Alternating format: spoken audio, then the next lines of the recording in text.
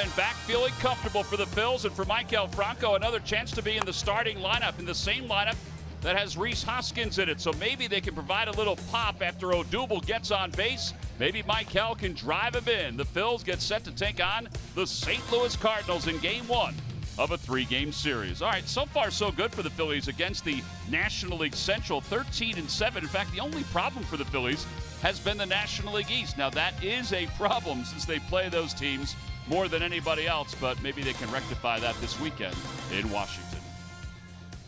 Hi, everybody. I'm Tom McCarthy along with John Kruk as we get set for tonight's ball game. All right, so Nick Pivetta's on the mound. First part of the year, he was one of the great stories for the Phils, but the last 4 starts, everything seems to be left up in the zone. Yeah, and that's a big issue with Nick right now is location, not only on his breaking ball, but his fastball. We bragged about his secondary pitches early in the season, how good they were, and as good as they were early, that's how bad they are right now. But it all starts with fastball command, and if you're not hitting your spots with your fastball, it's tough to locate your breaking ball and your changeup. And right there you see Trevor Story take one off the wall in right center field, and then he throws a fastball just center cut to Parra with the infield in to drive in more runs. And again, another breaking ball coming up right here. Here you see the 2-run score, and another breaking ball to Ian Desmond. You see where Alfaro's setting. That ball just stayed center of the plate. No downward bite on it. No bite out over the plate. You know he can get swings and misses, and if he's going to get back on track, he has to locate not only his off-speed pitches, but his fastball command has to be a lot better. Yeah, remarkable numbers right here. The opponent's batting average is nearly 100 points heavier in the last 4 starts. The whip is unbelievable, so he's had base runners all the way around. Now, his defense on a couple of occasions has left him, but still, he still needs to be able to get down in the zone against these St. Louis Cardinals. It is Game 1 of a 3-game series. He'll be opposed by one of the great stories in baseball, Miles Michaelis, making his 14th start, an ERA of 2.43. Lineups at first pitch when we return. Phillies baseball is brought to you by Xfinity, America's best internet provider, according to speedtest.net. By Toyota. The Toyota Camry, Highlander, and RAV4 have something for everybody. Toyota, let's go places. By Citizens Bank, official bank of the Phils. Visit citizensbank.com. And by Independence Blue Cross. Live fearless. Learn more at IVX.com.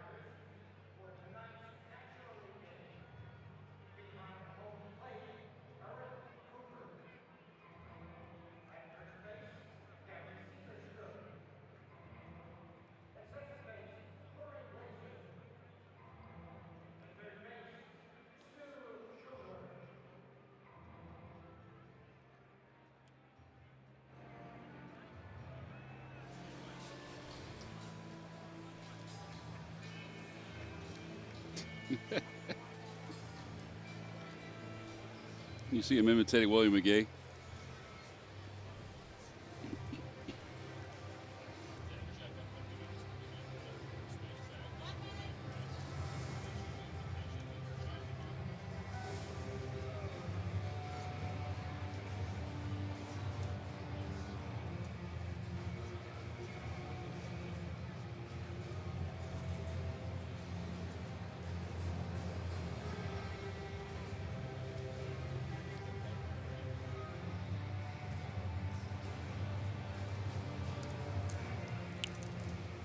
Okay. Okay. Okay.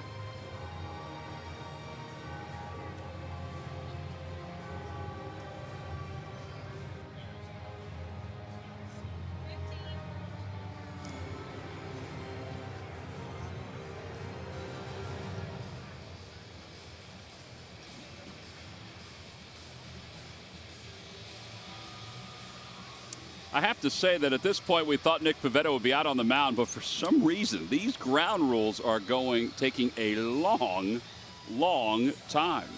It's amazing. They've been out there for a good, I would say, 4 minutes, 5 minutes. They haven't changed, have they? I don't think they've changed. Maybe Willie McGee should have brought everybody out from the dugout. It would have been a little faster because now he's got to tell everybody what's going on. Well, while we wait, we have something for you to smile about, not just the Fanatic. Oh, it's the fashion show. Yeah, we were part of a fashion show earlier today, and the beach party that was going on. There's the Bull, Greg Luzinski, Scott Palmer, Carlos Santana, and his 2 kids made it out there. Yeah, they look great. Carlos looked like he was ready for a backyard barbecue. And those are some of the eats that are available as part of the Boardwalk Eats. So, Cricket, smile. That's the Brad Lidge bobblehead that's going to be given out later on this year to commemorate the 2008 World Series championship for the Phils. Nice backpack you could take out to the beach or wherever you're going. Those are some of the socks that are available at the Majestic Clubhouse store. Nothing he's wearing is available at the Majestic Clubhouse store. Mickey Morandini showing what you should wear when you go out on the golf course. I'm not sure what you should wear that for, but Murph looked good with it. It was me and my son Tommy who we were wandering across the boardwalk. Shame of it is I wore that same outfit, not the one you're wearing, but that same outfit to work today. Johnny, you look good, buddy. Earrings on a pig, Tom. Earrings on a pig. And then at the end, somebody needed a hug.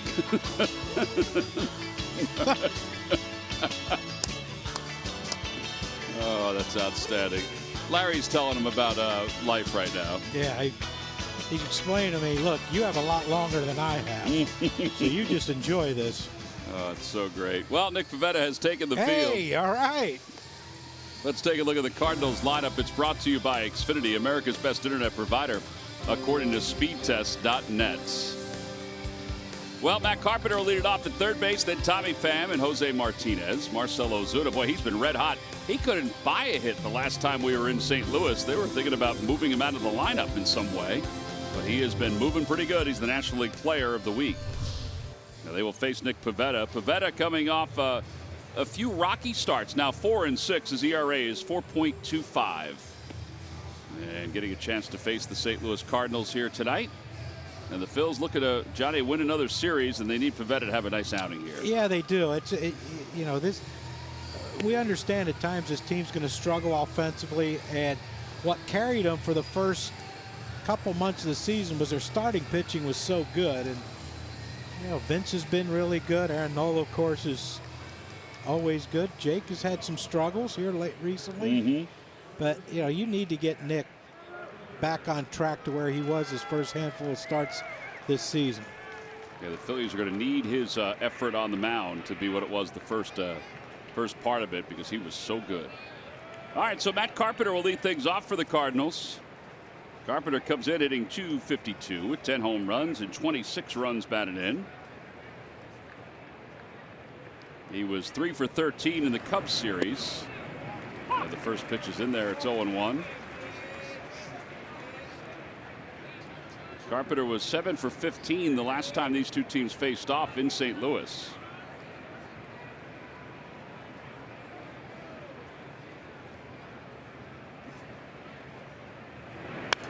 And he fouled away, so it's 0-2.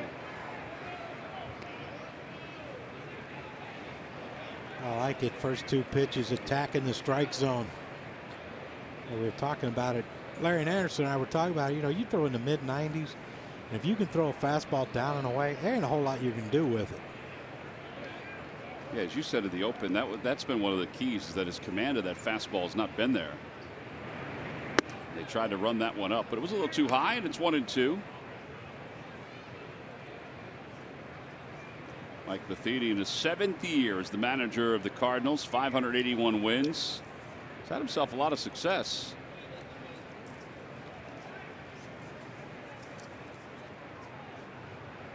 Swing and a miss. That's a good start for Pivetta. And 1 out here in the first. Yeah, all fastballs till this last pitch, and that is a good breaking ball. You got 1, 2. You see the spike breaking ball. Look how that ball just bit. Carpenter usually a very patient hitter. It shows you how much spin he had on that ball, how much break he had on it. Fastball on the inside corner, 0-1 to Tommy Pham. This guy's turned into a really good hitter. People talk about exit velocity. The ball jumps off his bat. He was 3 for 11 in the Cubs series. Lays off. 270 with 10 home runs and 24 runs batted in. Michael was jawing with Dexter Fowler, or excuse me, Marcell Ozuna in the Cardinals dugout. Boy, that was a good fastball. That jumped.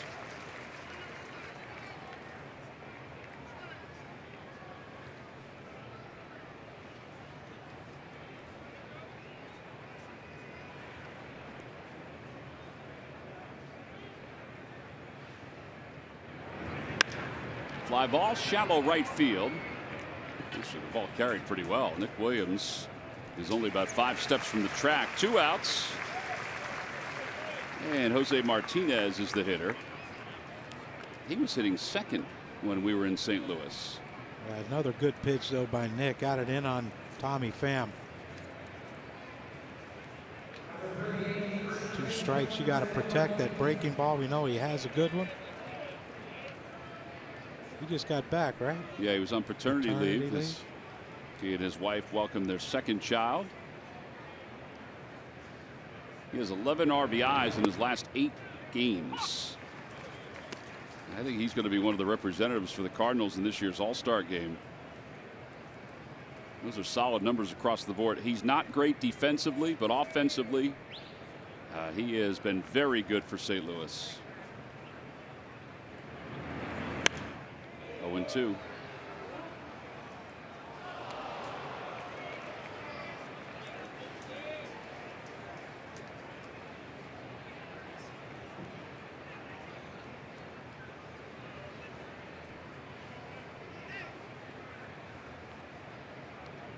He will expand. You don't have to throw a strike here if you're Nick.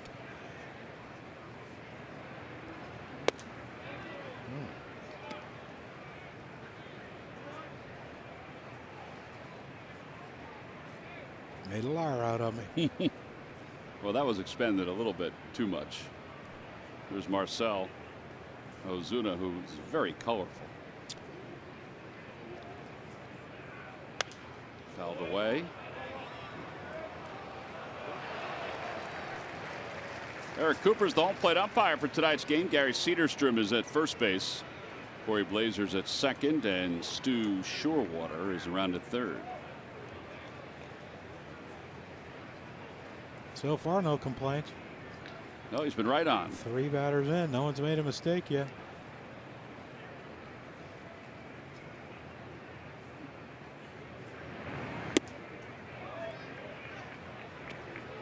Two balls and 2 strikes. Cardinals come into the play today 4 games back in the National League Central. 37-32, identical record as the Phillies, and back the same amount. Popped up out towards second base. Cesar Hernandez says he has it, and now backpedaling a little bit, and a 1-2-3 inning. So a 14-pitch first inning. That's a good start for Nick Pivetta. We're on to the bottom of the first.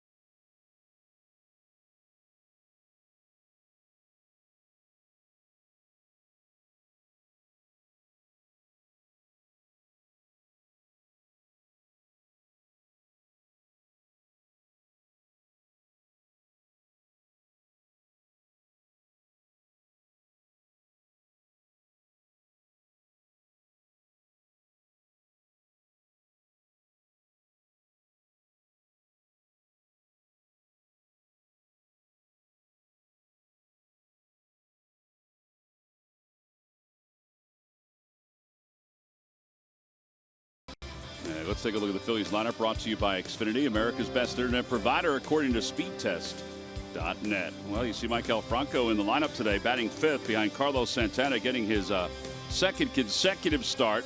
Odubel's got good numbers against the Cardinals. Don't forget that. They're the team that ended his on-base streak earlier this year. Now they will face right-hander Miles Mikolas. Mikolas has had a really good season. 13 starts. He has a 2.43 ERA. John, he is a strike thrower. Yeah, 85 in the third, only 9 walks. And, you know, we've talked about the Phillies' approach, the amount of pitches they see. And that's the thing. He's throwing strikes with averaging 94. So he has a great idea of what he wants to do out there. I just think a guy like this that throws a lot of strikes, you got to be aggressive with him early. Cesar shows bunt, takes on the inside corner. It's 0-1. Mikolas has been to the big leagues before, but he's had great success with the Cardinals. In fact, signed a 2-year contract with the Cardinals.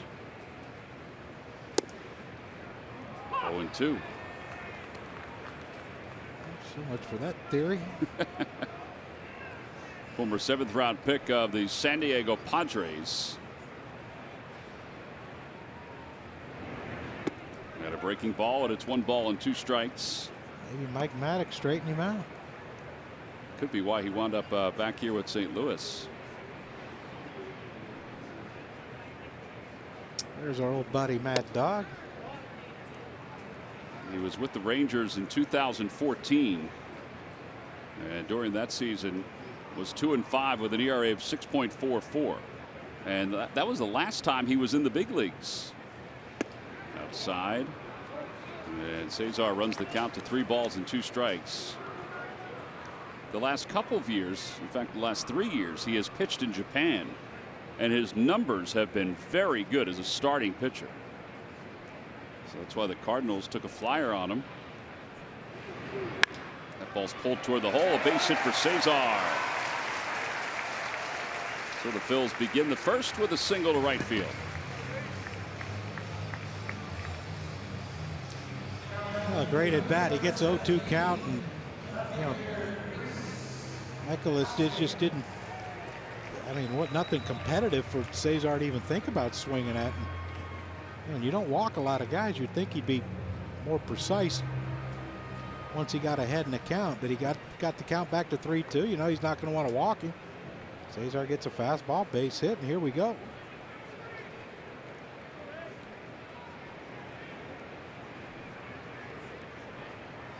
Cesar takes a lead off first base. You got Yadier behind the plate catching. He was not there the last time the Phillies faced the Cardinals, although Francisco Pena was his fill-in, and he was excellent. Oh.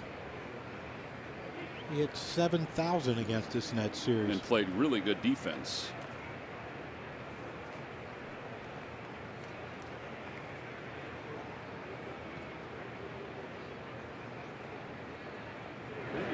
Inside, 1 ball and no strikes.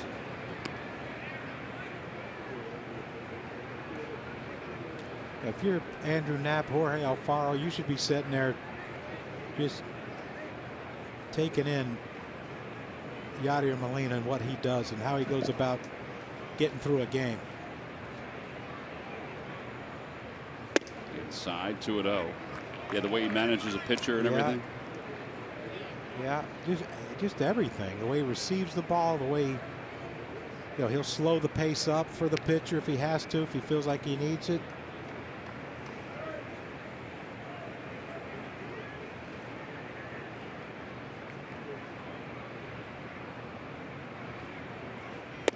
There's a strike to Hoskins, 2-1.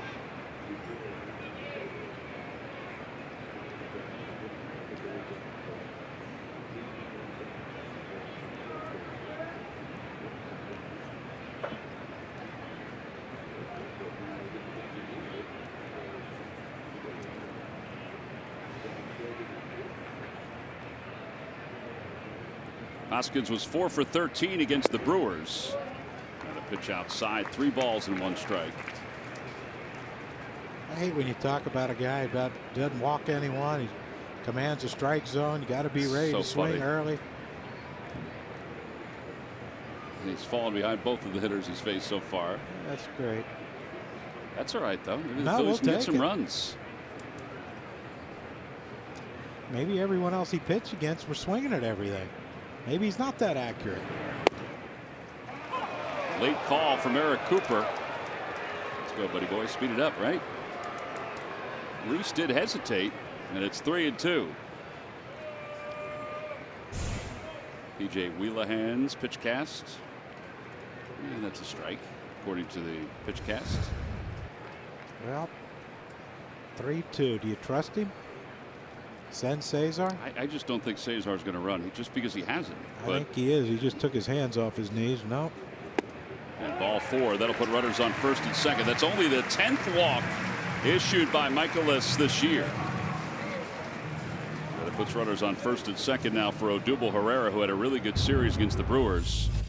In fact, yesterday he provides us with our giant home run replay as he hits this one deep.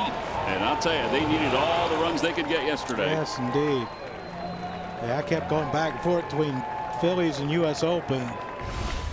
Once the Phillies got the lead, I thought, okay, Nola's pitching, this one's over. And the next thing you know, you're like, whoa, wait a second.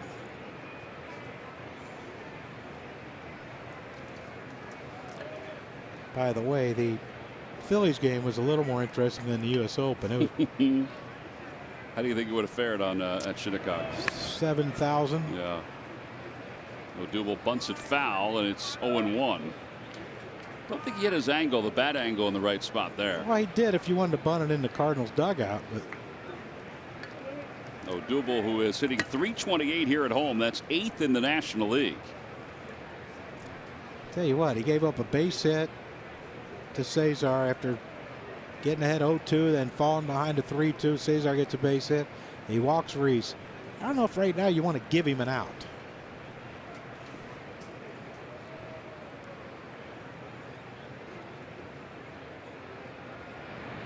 That was the theory that Gabe had the other day. Remember last homestand where JP didn't bunt? Yeah.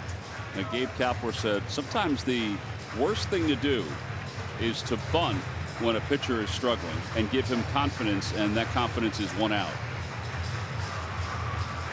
Well, and the pressure it puts on Santana coming up behind him. You know, you have a lot of issues going on. Like if he gets him over, okay, are they going to pitch around me? Mm-hmm. Are they going to pitch to me? And that one's pulled out toward right field. Going back on it is Bader. It is gone! 3-run home run! Odubel Herrera's given the Phils a 3-zip lead here in the bottom of the first inning.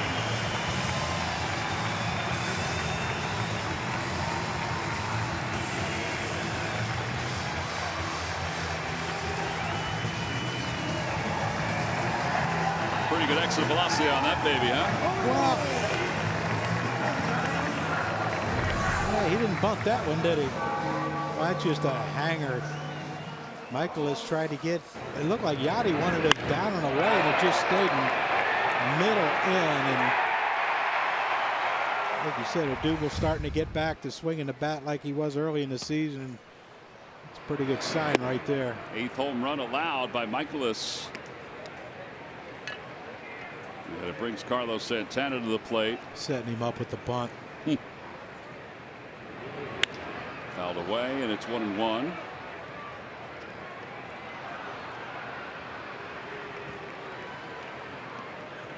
Career versus the Cardinals, 5 for 33.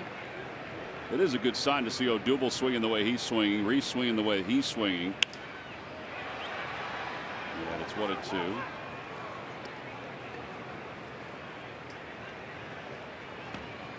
That's the 25th home run Odubel's hit at this ballpark. I mean, obviously not necessarily a home run hitter, but it's his 3rd home run in the last 4 games overall. And John, the one he hit yesterday, I mean, it was a shot in Milwaukee. The ball travels there, but Yeah, I missed that one. Whew. Brooks Koepka was making a run. Popped up. Molina off of the mask, and that'll be back into the Hall of Fame club. Or excuse me, the Diamond Club. I saw the replays. I mean, I turned it on when, you know, the incident behind the pitcher's mound. And Or Hauser, well, he didn't lose his lunch. We just won't get there with that, but you know, I wasn't feeling real well anyway, and that made it worse. So inside 3-2.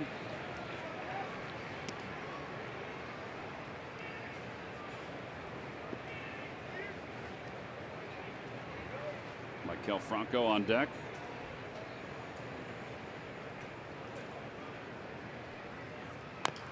A bouncer. By the way, for Odubel, that's his 10th home run, and his career high is 15. So already in game number 68 for Herrera, he has 10 home runs. So what you're trying to say is he has a chance of breaking his record. I would think he's got a very good chance. That one's hit well out to right field. Bader's going back. It is off the top of the scoreboard. Santana will put the brakes on. That is a long single. Boy, they're getting some good swings against this young man.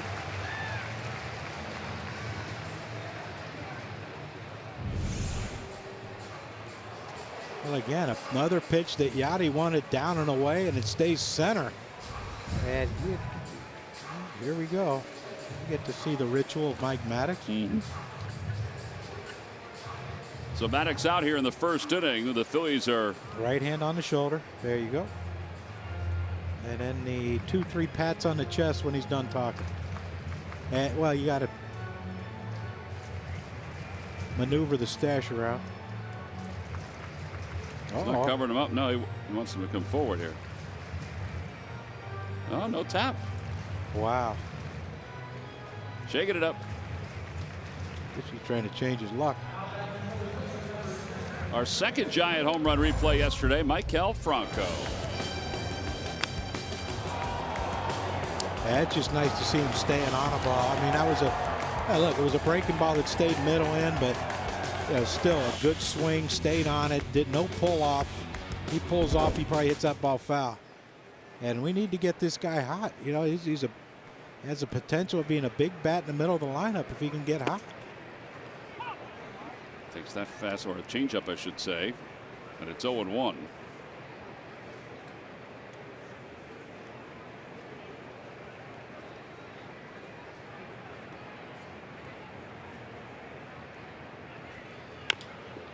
Bouncer over to third. Carpenter waits on it. His only play is to first.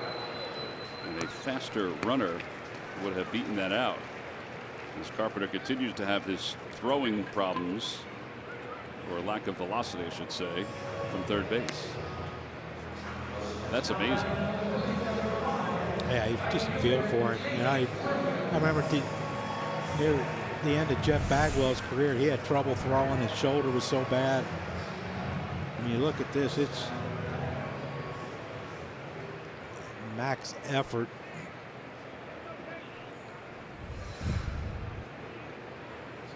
That brings Nick Williams up. Williams 3 for 9 in the series against the Brewers. 0 for 9 against the Cardinals earlier this year at Busch Stadium.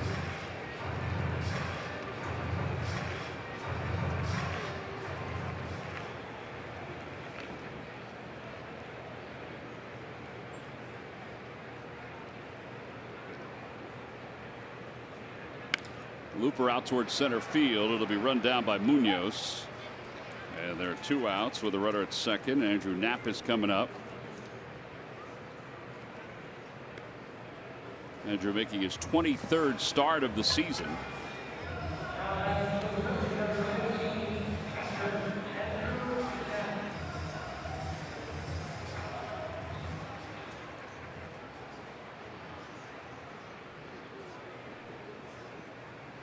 Guys working up a pretty good lather. It's a little toasty out today. That fashion show, that suit Murph wore, I felt bad for him. For what, 2 seconds? Well, no, I did. It was hot and it was ugly. The suit was ugly. Andrew takes high, 1 ball and no strikes.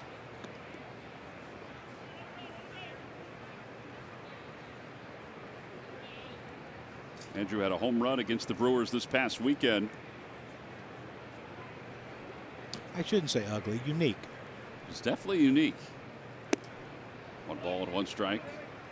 And hot. Yeah. Yeah, it was a little toasty down there. Larry Anderson sweated through his shirt, which was a pleasant sight when he got back to the office.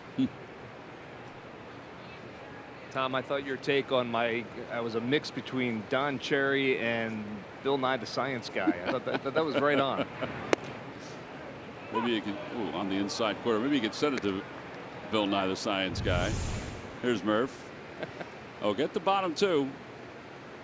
You don't still have the pants on, do you? I do not. Quitter. Yeah.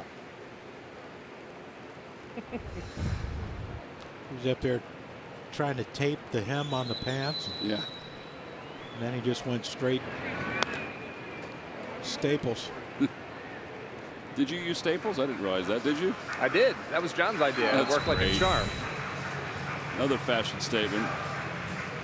That's how the kids are doing it now, John. They wear two different socks. Yeah, well, I mean, you know, Tom, all you can do is do with what they give you, and that's what they gave me, so that's what I wore. Made it look good. Well, You don't think you made it look good? no. Do you think you made it look okay? No. No, I mean, I like the shirt, though. And I still have the shorts on. And the socks. Yeah. And the flip-flops. Well, you know, I'm only one a day with the socks. If I get them on and get them off, it's a chore. Oh, boy. 1 ball, 2 strikes to Knapp. And Knapp floats one out toward left center field, and it's going to drop in front of Pham. Santana scores. RBI single, fills up 4-0.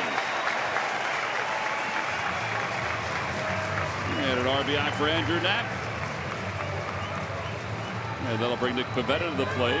Boy, this has been a heck of an inning for the Phils. It's their second 4-run inning in the last week. Yeah, really good inning, and with that base hit, not only do you get the RBI, but now you get Nick out of the way. That's 2 strikes. That's all you can hope for. Put the ball in play and see what happens. That whole strikeouts are okay. Not in that situation. It's not. Put a ball in play, see what happens. And he got jammed. He flared it out in the center. We got an RBI, and like I said, now you get Nick out of the way. So JP, if Nick doesn't get on base, which he's an adept hitter, you can see by the numbers. Kidding. You know, but now you get JP leading off if Nick doesn't get on. To the right side, Martinez is able to flag it down with his long body. Yeah, the inning is over, but 8 men come to the plate in the inning. 35 pitches by Michaelis. Phillies get 4 runs on 4 hits, and Odubel Herrera, a 3-run bullet, helps the Phils to a 4-0 lead. After 1, we're on to the second.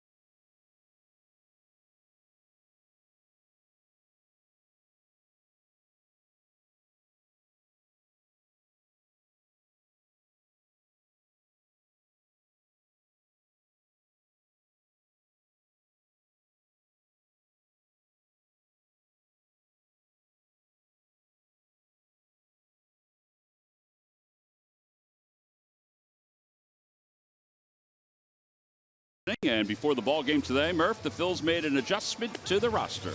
They did indeed, and I think it came a little bit of a surprise to many folks. Hector Neris has been sent down to AAA. Austin Davis brought up in his place, and Gabe Kapler said he had a conversation with Hector today, and he said it went kind of like this. He said, obviously we want Hector Neris to be a part of this organization, to be a part of the big league club going forward, but he needs to clear his head. And he said, I told him a story about when he was playing with the Colorado Rockies. Gabe was playing with the Rockies, and he had already established himself as an everyday major leaguer, and he had played well. He'd played 141 games the year before, and he got to Colorado, and he struggled. And midway through the season, they decided to send him down to Colorado Springs. And he said, it is a difficult thing once you've established yourself as a big league player, like Hector has, to then be sent down to the minor leagues. He said, obviously it's a shot to the ego, but it's all about how you handle it. He said it wasn't too long after that. He kind of got his act together down there in Colorado, and he was back up in the big leagues and then playing for Boston in Game 1 of the ALDS not too long after that. So he said that's what they expect from Hector. They need him to go down there and work on his mechanics,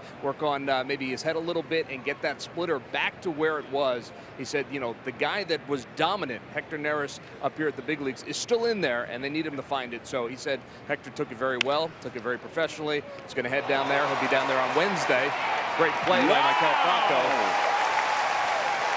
That's the best play I think I've seen him make at third base. Yeah. That was outstanding by Michael Franco.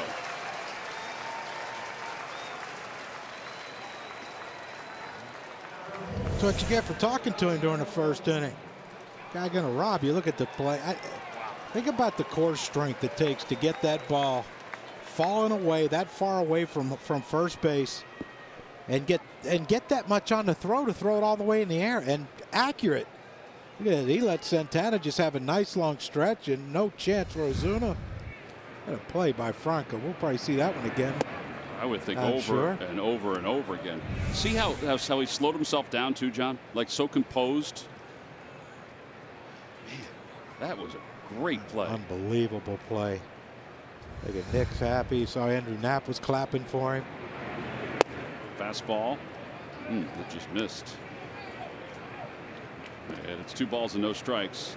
Well, to what Murph was talking about, Dave Lundquist does such a good job down in AAA that, working on his mechanics and getting that split back consistently, more consistently. That would be great for the Phillies to have as the season moves on.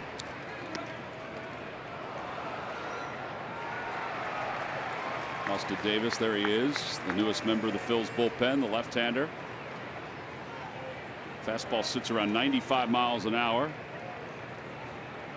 Jake Thompson yesterday, John, I don't know if you missed it, but he threw one pitch, got a save. As you should. Swing and a miss, 2-2. So his pitch to save ratio is pretty good, huh? It is gigantic. He said the last time I was up here, I got a 3-inning save. That was a surprise. Then yesterday I got put into the ball game and I got a 1-pitch save. That was a surprise.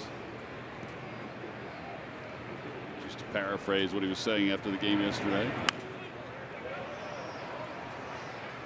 Molina stays alive as he punches it into the stands. So he's gotten the longest you can go to get a save. That's right. And the shortest you can go to get a save. I guess conceivably, yes, you're right.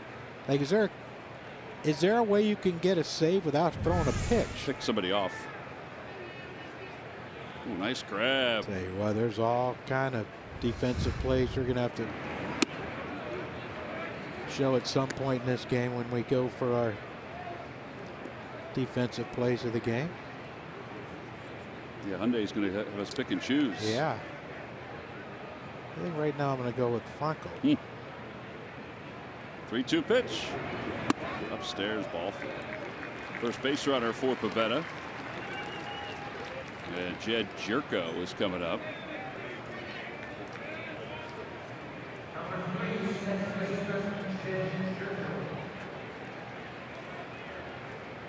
Jerko hitting .254 this year with 5 homers and 20 runs batted in.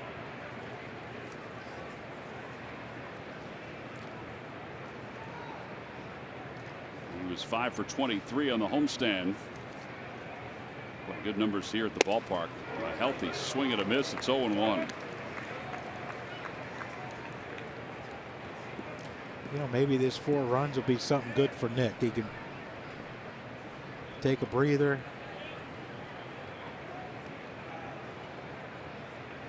Relax himself. Hopefully the ball comes out of his hand free and easy.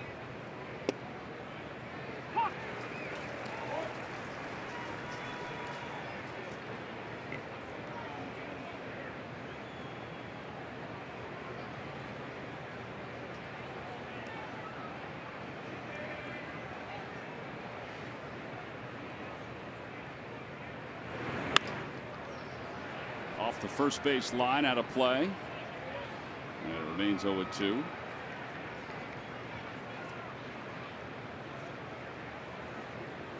Pretty good numbers against Pivetta. 4 for 5. It's a new and improved Nick Pivetta, though. Today's the day. Turns it all around. Swing and a miss. Good breaking ball. Second strikeout. That slider at 86 miles an hour.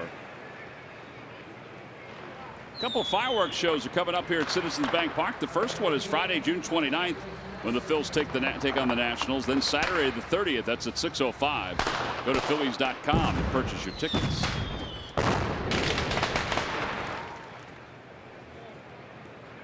Harrison Bader.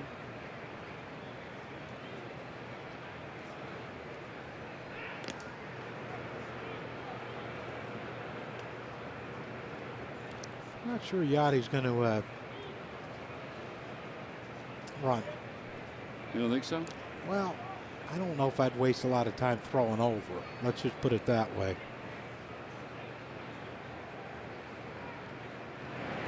Swing and a miss by Bader.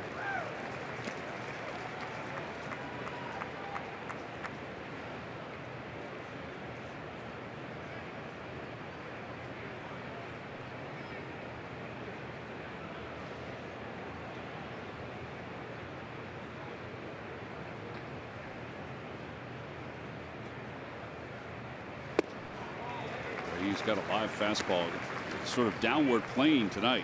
Yeah, and that's what we saw early in the season with Nick. That fastball looks like, you know, it just stays on that plane. It doesn't deviate. What do you do here? You just threw 2 by him. Throw a slider. No, another fastball. If it ain't broke.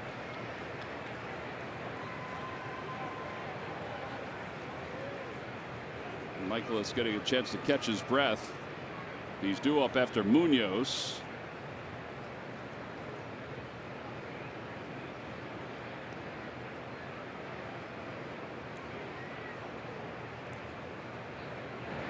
Swing and a miss. He got him.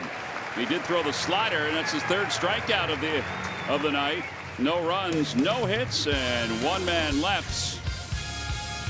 Pivetta's in a pretty good spot right now. 2 scoreless innings. We'll move on to the bottom of the second. Phillies up 4-0.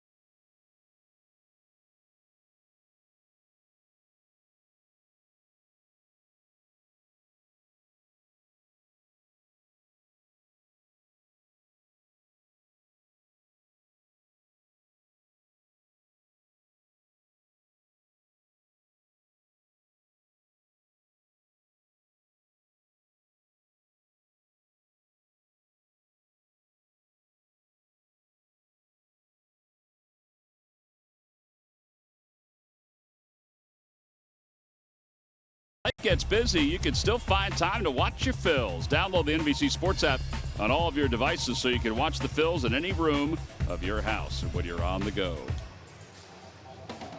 Now you can buy all that stuff we wore in the Majestic shop. Is that correct? Majestic Clubhouse store, John. Yep. You can get your socks, your flip-flops, Murph's suit. Don't forget to put Murph's suit in there. JJ's shirt. Scott and Larry. You can buy them two in there? You can buy the two of them in there if you want. Okay. J.P. Crawford leads it off. He's the number 9 hitter. And he takes inside. 1 ball and no strikes. Larry is only available, though, when we're on the road.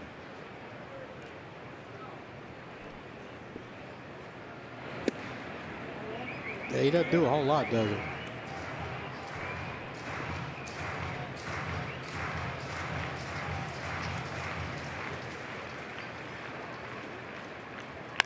Now it's pulled, base hit down the right field line. Now that's going toward the corner. J.P. Crawford will go to second base. He's there standing.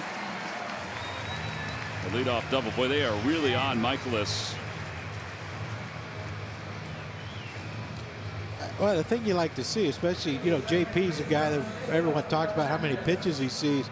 Yeah, you get 2-0 though, man. You can't just let him throw a cookie. And there's another missed spot. Oh, Yachty wants that ball down and away. It's down and in, and you know, right in the lefty's hot zone. And you know, with Andrew Knapp's bloop base hit that drove in a run, now you have the potential of a big inning because you got, you know, you got Nick out of the way. Cesar, who singled his first time up, fouls it away.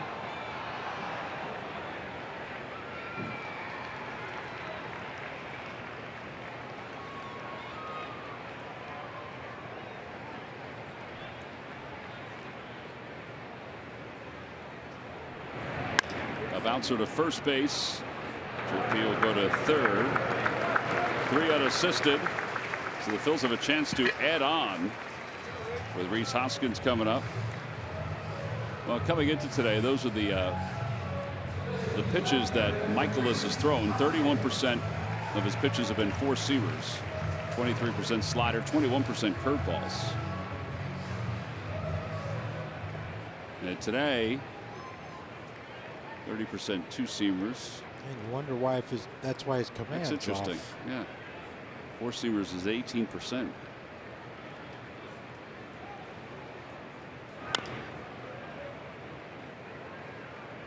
Michaelis was among the league leaders coming in all of baseball in some important categories as far as a pitcher goes, including slugging percentage against. The opposition was slugging just .339 against him. Jacob deGrom has the best slugging percentage against at .273. What's his ERA? 1.55 or something? It's under 2. It's fouled back. I saw 1.5. They said it 1.55. If it continues, it will be the lowest ERA by a Mets pitcher at the All-Star break. Well, if he makes it that long. 1.55, and his record is only 4-2. Yeah. Hang with him. Can't have everything.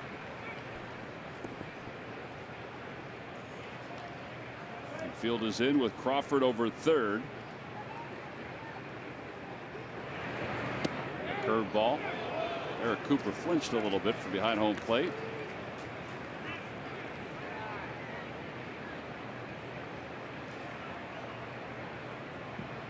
I don't think I recall Rhys wearing eye black for a night game.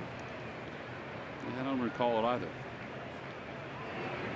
Johnny, that home run he hit the other day Long in one. St. Louis, off the windows. Milwaukee. Yep. It was a shot. Yeah, I heard you guys talking about it. It was the second hardest hit ball of the day in all of Major League Baseball. We'll get one here, too. Pulls it foul. That's where we're going to be tomorrow, down where the ball girl just picked up that ground ball. You think they'll hand them to us? I mean, if you're nice to her. Yeah.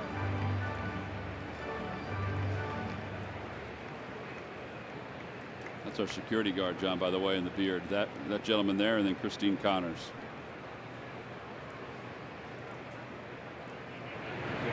Curveball, 3-2. And we're wearing the royal blue with the red, white, and blue P. That's the one we wore last year? Yeah, we wore it last year out in right center field. I Very gotta find comfortable. it. I gotta find it. You said you had it. This is little curveball that got away. Yeah,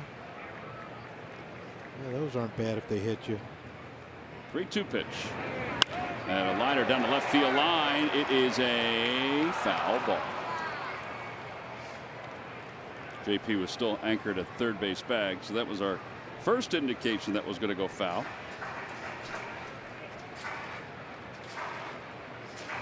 Didn't he have a situation where he didn't tag on one? Was that JP? Remember that a couple weeks ago? Yeah. JP, right? It was. He was getting back that base that time.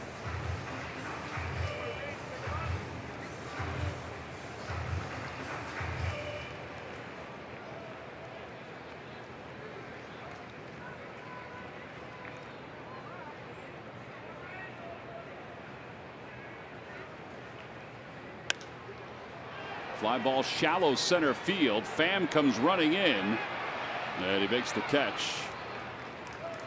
Yeah, there are 2 outs. Odubel's coming up. He provided us with our Toyota turning point in the first inning. Yeah, after bunting a ball foul, he gets one looked like a little slider. Middle in, and a line drive into the right field seats to give the Titans a 3-0 lead. Good start of the day for Odubel. That's our Toyota turning point of the game. I mentioned that was his 10th home run in his 68th game. He didn't hit his 10th home run until his 98th game last year. Don't forget, he started slow. He went through a real big rut. A little different than this year where he started on fire. Inside, 1-0.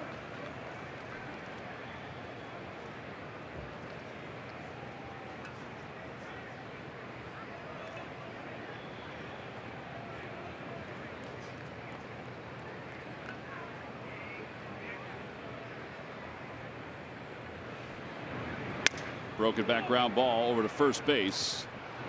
Odubel got stuck in the batter's box. 3 unassisted. No runs, 1 hit. Phillies lead 1 over at third. We play 2. We'll go to the 3rd inning. Phillies up 4-0.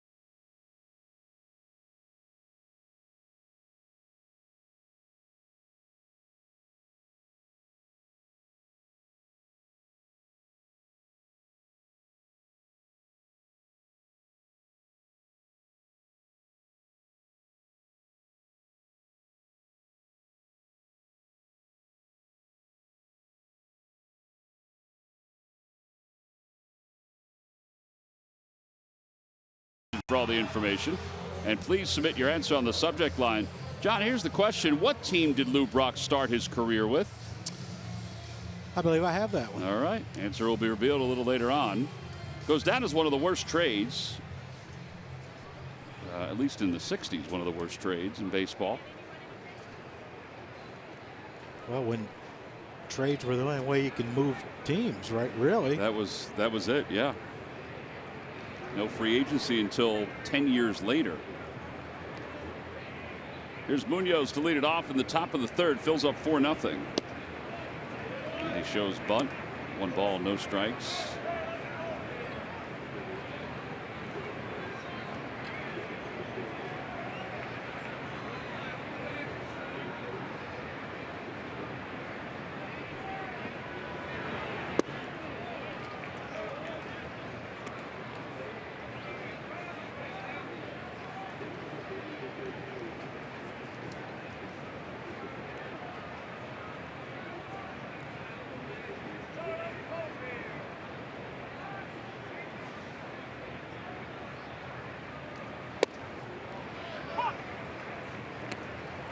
Is Dexter Fowler just getting the day off, huh? Did they play last night? They played Sunday last night, yeah. Game? Well, Bader's getting a lot of time now. Yeah, I know Dexter's been struggling. Yeah.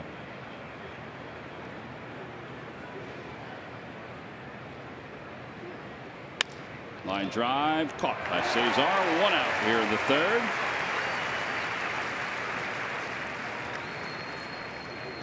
And here comes Michaelis.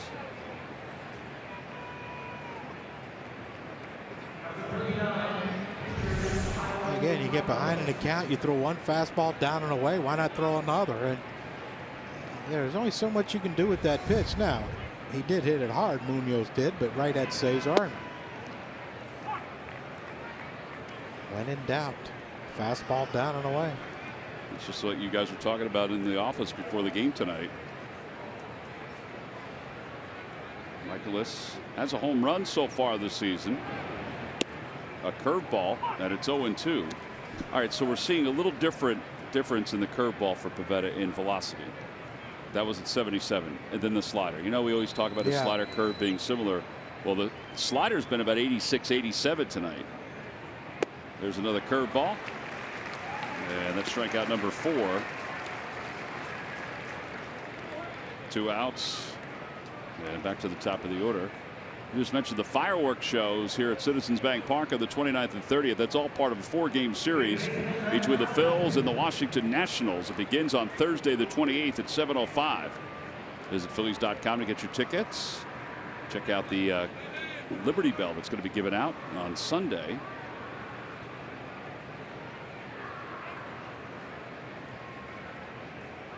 Carpenter struck out his first time to the plate. That one gets by Knapp.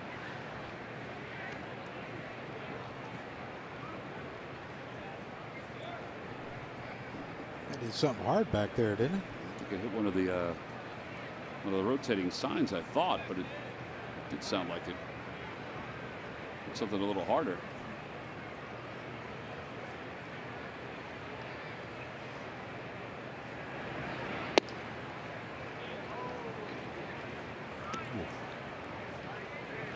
Off the outer edge, I guess. Yeah, it looked like a good pitch.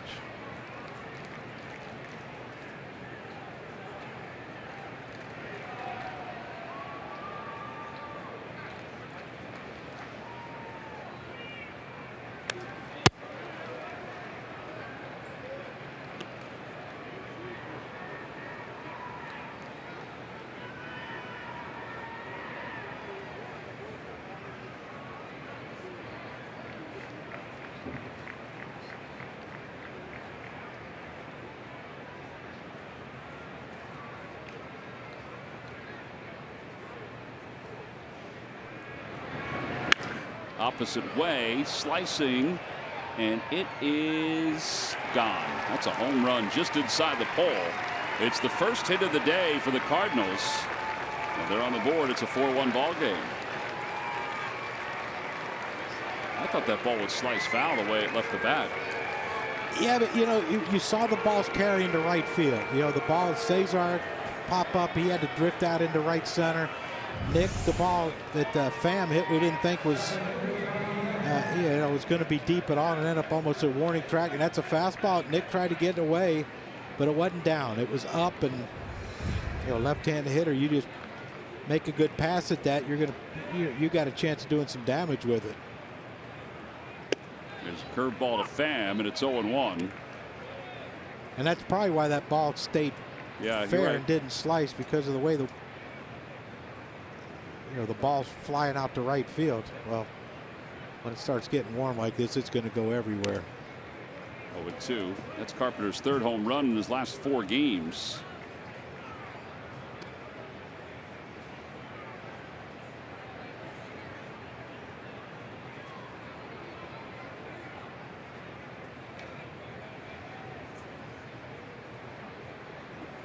Yeah, forget about it, Nick. Keep him there. And I don't think we're done scoring. No, not the way it started for the Phils. And that's the thing. You hate leaving guys out there like we did. JP doubles and Cesar gets him over, and then Reese pops up and Santana grounded out. Now Odubel grounded out. Takes care of the strikeout. 5 strikeouts for Pivetta. Carpenter does hit the home run out near the sandcastle. Hey, come on out and visit the Boardwalk Eats here at the ballpark down the left field line. Pretty good grub.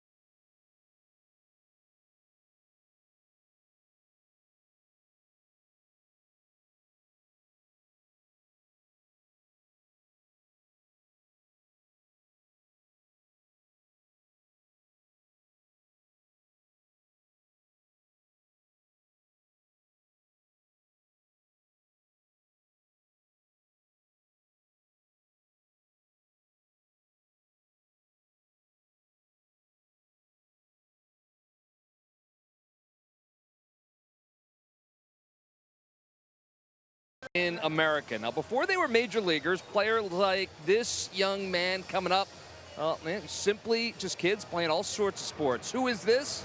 Well, I'll ask you that in just a minute. That answer is coming up, guys. So I like take a his look. stance. Whoever it is, I like the stance. He looks hitterish. Yeah, he does.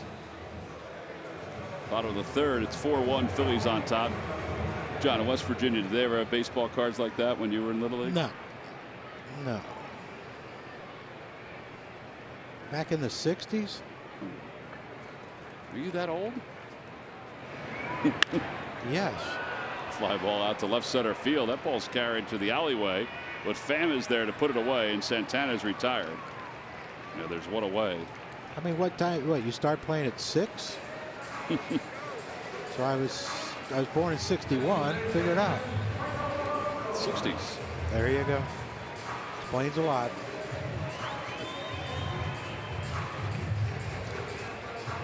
I'm not young like you and Murph. Thank you for considering us young. Younger. Yeah. So we try to guess who that is, plus stump the fan? Yeah, the whole thing. That's a lot to ask. Breaking ball, and it's 0-1 to Franco. I'm impressed that he still has his baseball card from when he was in Little League, whoever it is.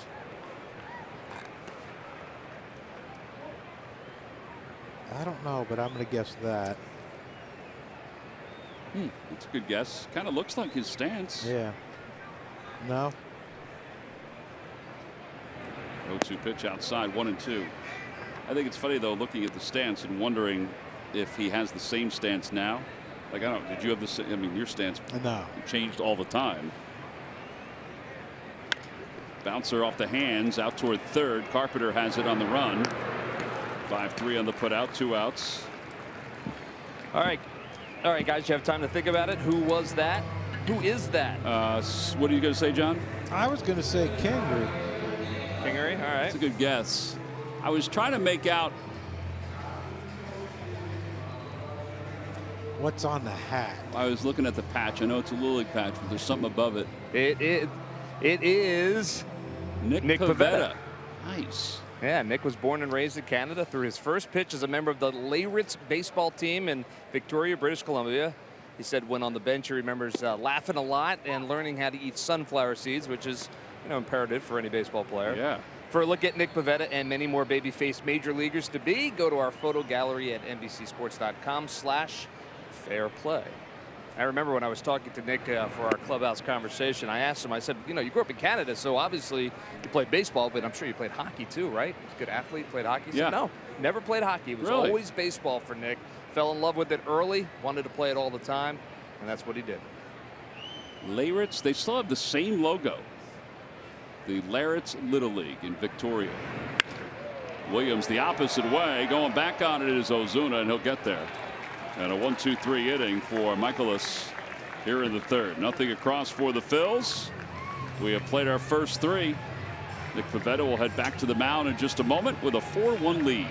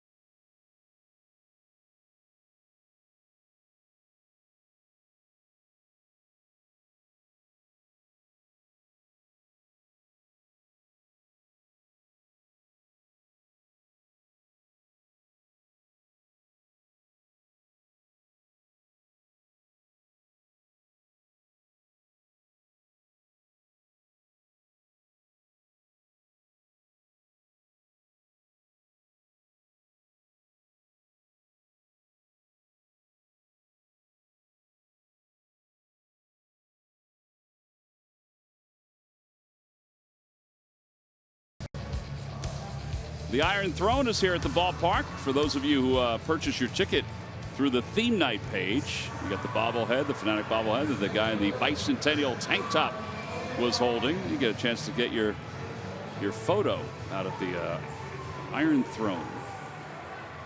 I think that's what we should wear tomorrow. Tank top. Yeah, it's going to be hot. There's only one of us that would look good in that tank top. Yeah, you shouldn't talk about Ben like that when he's not here. Well, I'm just saying he's the only one. Oh, I thought you meant he wasn't going to look good in it. Well, the only problem with Ben wearing a tank top is that his arms have not seen the sun in quite some time.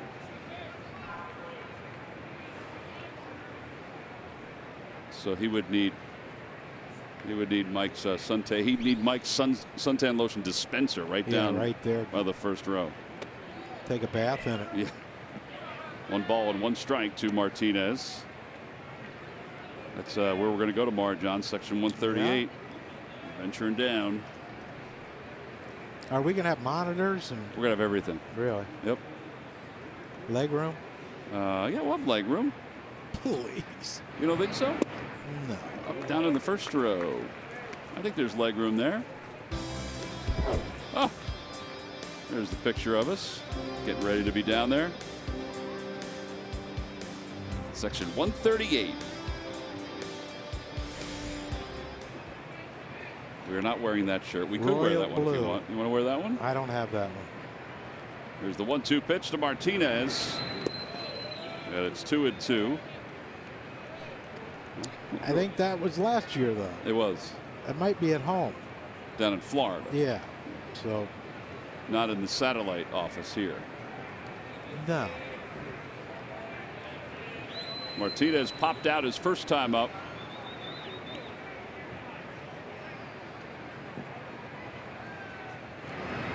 Back toward the box. Flagged down by Pivetta. Lariat's Little League would be happy about that.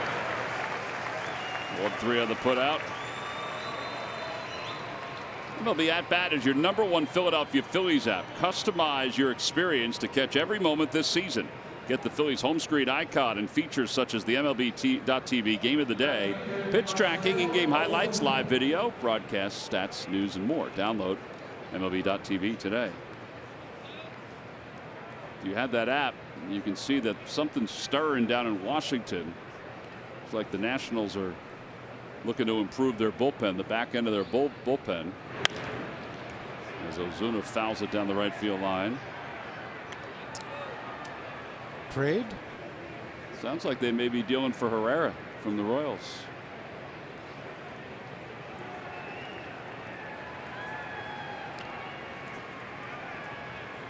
Not a bad pickup. No.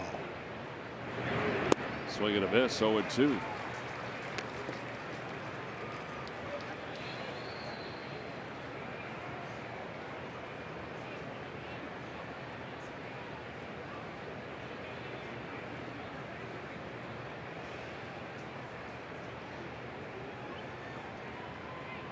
Oh, nice pitch, a curveball frozen. 6 strikeouts for Pivetta. Yeah, there are 2 outs here in the 4th inning. I don't know.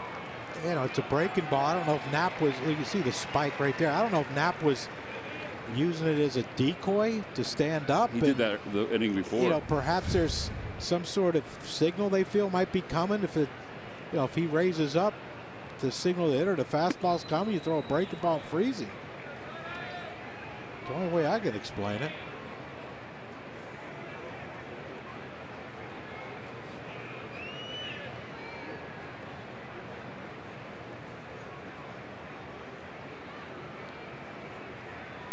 Molina lays off a slider, and it's 2 balls and no strikes.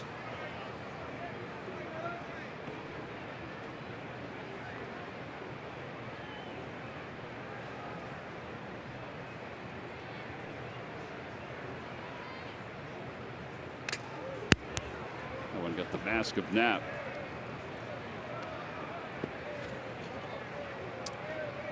Sounds like he has the spring-loaded one. Yes, he does. I don't understand why anyone who catches from there it is. There's the springs from Little League on up doesn't wear that one. I never noticed until the other day that the springs are on the bottom too. 2-2.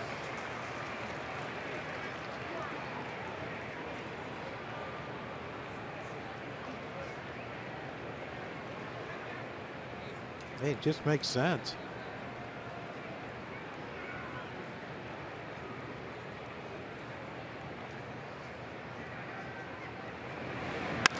Opposite way, Williams ventures back a few steps, and the inning is over. A 1-2-3 inning for Pivetta, his second 1-2-3 inning of the night. Well, hopefully the Clouds will break it up a little bit as we go to the bottom of the 4th. 4-1 Phils.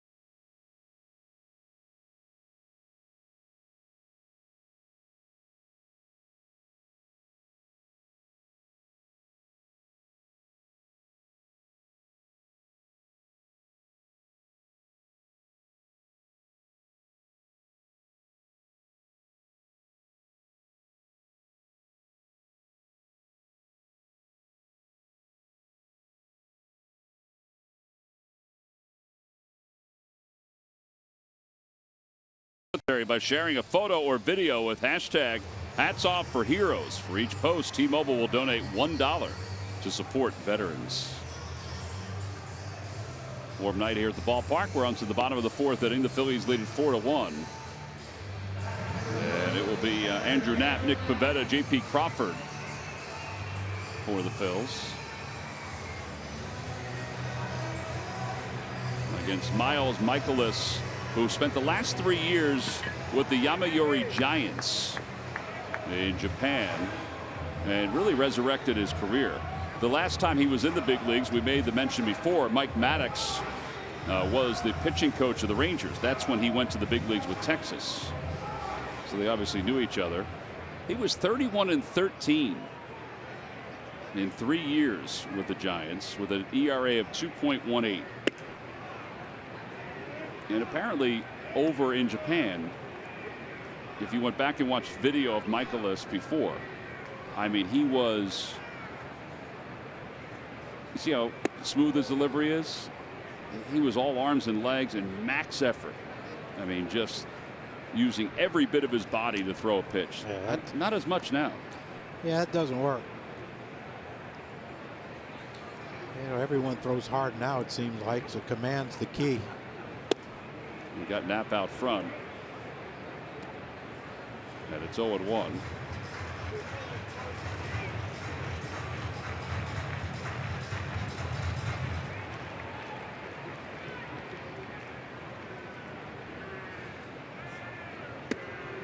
Two and two.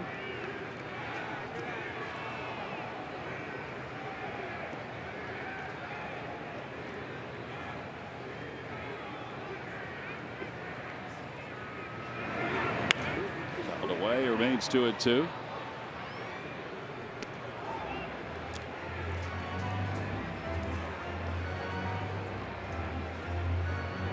Phillies scored 4 in the first inning. Knapp had a single. It's the first time that Michaelis has allowed 4 runs in a first inning of a game. But it's also the first time the Phillies did it since they scored 5 against Miami earlier this season. Yeah, and like I said, you got to keep adding on. Nick's pitching great, but you know this offense can score runs for the St. Louis Cardinals, so you got to try to add on and bury him. And you know that bullpen they have, there's some high octane coming out of that bullpen. Yeah, led by Jordan Hicks, who we saw in all 3 games when we were out in St. Louis.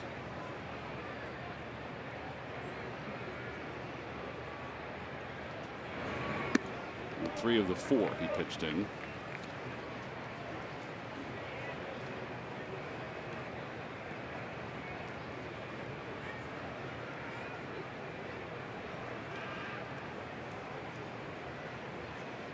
Swing and a miss.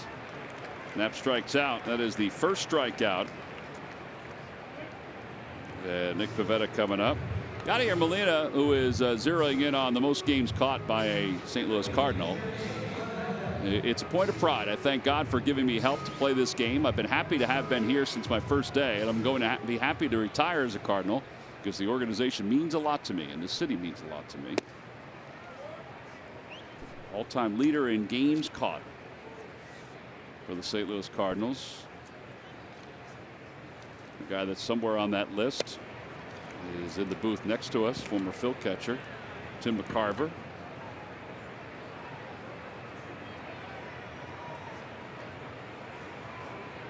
And Pivetta lays off 1-2. Yeah, you talk to Cardinals pitchers and you know they'll tell you how big a help he is getting them through games, and you know when you're around and how much easier it makes Mike Matheny's job knowing that you have basically another coach on the field that can basically see everything and run everything. Yeah, because that's how he was as a catcher, Yeah, Mike Matheny. Yeah.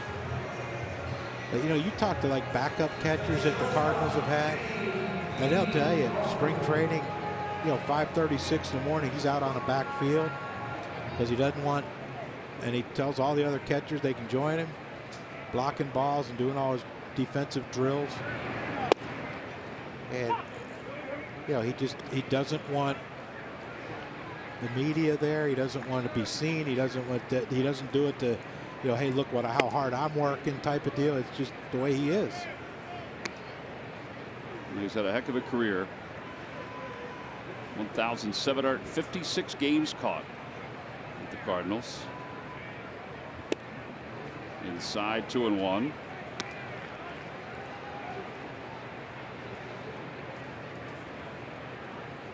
And has turned himself into a good hitter. Yeah. By hard work. Turning point for him was the 06 postseason with the Cardinals against the Mets. He just turned himself around as a hitter. Carried over to the next year.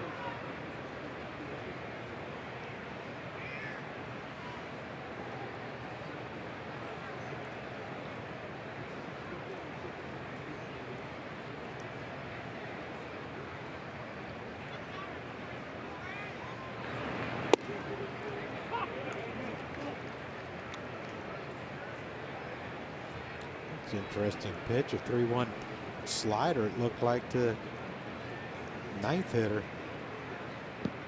Cesar on deck. Swinging a foul tip, and Crawford strikes out.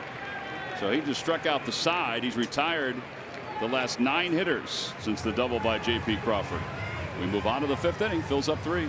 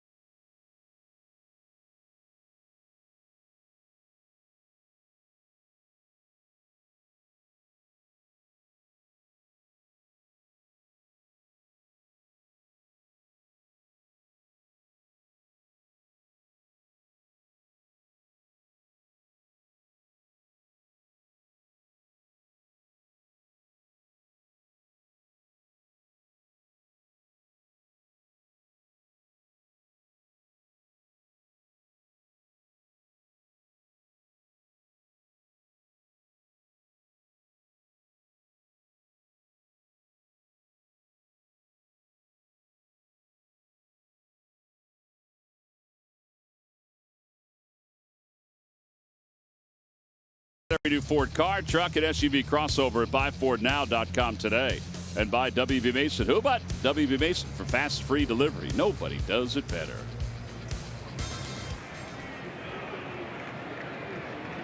We start the top of the 5th inning. Pivetta delivers a strike to Jed Jerko.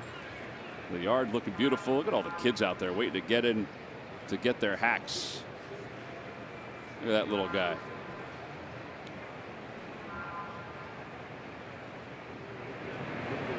Swing and a miss to the slider. Actually, that may have been a curveball at 81 miles an hour. The way it's going tonight. 0-2. You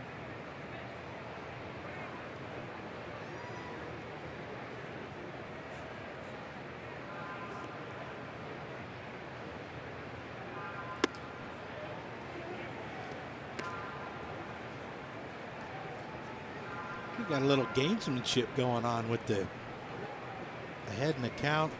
Knapp that time stood up and he actually threw the fastball up last inning to Ozuna. He stood up and he threw a breaking ball. How about this breaking ball though tonight, John?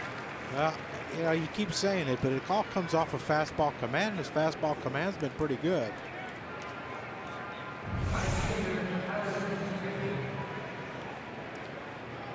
That's just perfect location, but the key is get ahead, make them expand their zone.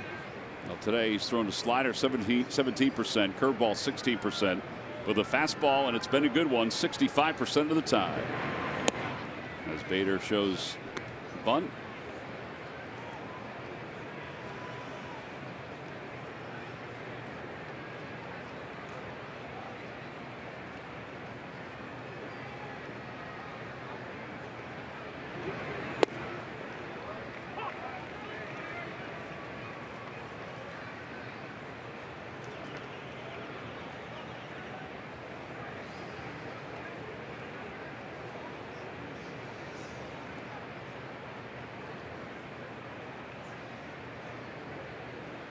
Curveball. I like it. I think we see what the Cardinals are thinking about Nick Pivetta. If they get someone on, they got to try to score at some point, right? Yep.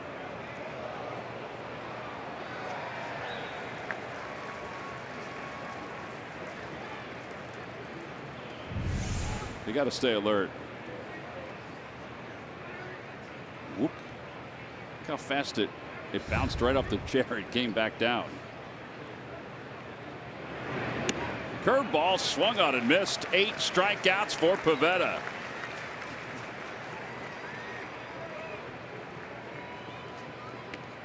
By the way, being in the seats tomorrow, where we're going to be in section 138, that's not the only thing going on. It's the Authentic Fan Night, the next one. Buy your tickets at phillies.com/authenticfan. Maybe come out and say hi to us down at section 138. Somebody's going to get a trip to the Diamond Club. Is that you, I, or Ben? Oh, no, it's not going to be us, John. I mean, we could find a spot for you in the Diamond Club. Well, I want to sit down there. Yeah, you do. I don't know why. You all right? Nah. 1-0 is in there, 1-1. I am all right. Ben's bringing me a glove, right? He has said that he's bringing you a glove. Yes. Yes, sir.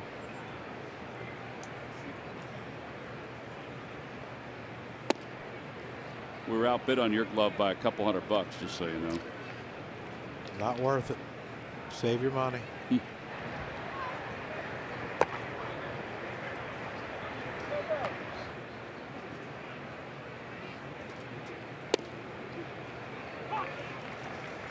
Boy, his command of that curveball tonight is as good as his fastball. Yeah, behind in the count, 2-1, and you can throw a breaking ball in there. It's quite a weapon. And a strike 3 called. That was a beauty of a breaking pitch. 9 strikeouts for Nick Pivetta at a 1-2-3 5th inning. Munoz looking fastball, I think, outside part of the plate, buckled there. We'll go to the bottom of the 5th. Phil's up by 4-1.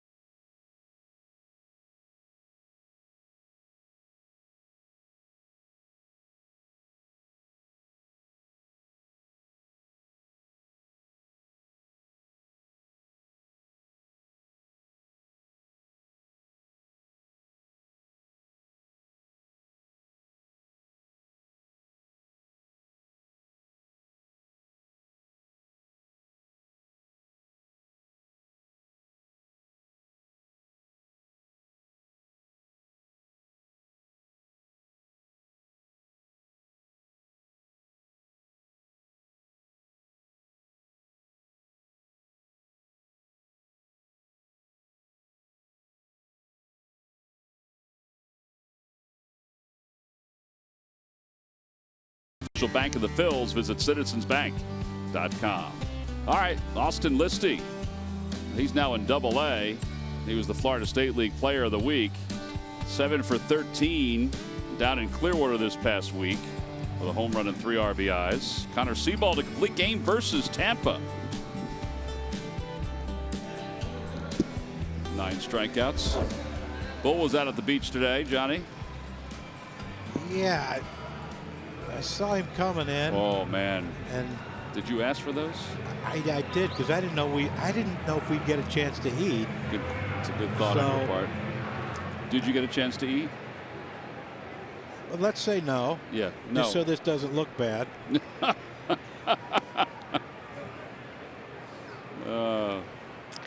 Well, you got ribs. Love ribs. He loves ribs. And they're healthy. Anything else back there? Well, like what? I'm just kidding. What are we gonna? What's he gonna get you tomorrow? Oh, I don't know. You know, I talked to him today coming in. Yeah. And you know, he told me I had to wear a tank top and a. There's a fly ball to deep center field. Pham going back. He's going to have room.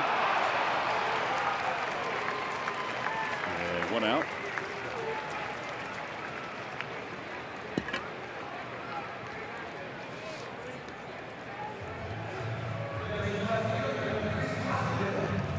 Yeah, he said I had to wear a tank top and of course, his lovely wife Jean said a Speedo, which. She was always a big fan of yours, John. Well, we become good friends over the years, but a Speedo will not be seen on this unit.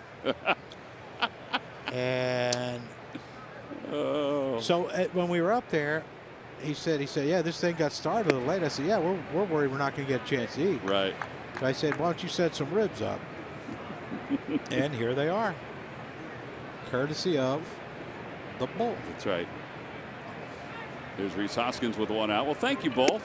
Sending up some ribs for Johnny. Well, I'm sure you can eat some too. I might be able to spare 1 or 2. I'll let you take yours, and then we'll see what's left over. Oh, wow. Wow, what a mistake that was on your bad judgment there, Tom. Hoskins hits 1 out toward right field. And Bader is out there waiting, makes the catch. And there are 2 outs. Can you handle the rest of this by yourself? I can do it. I can do it. I'll wait between innings. My mouth's watered, no, I ain't gonna lie.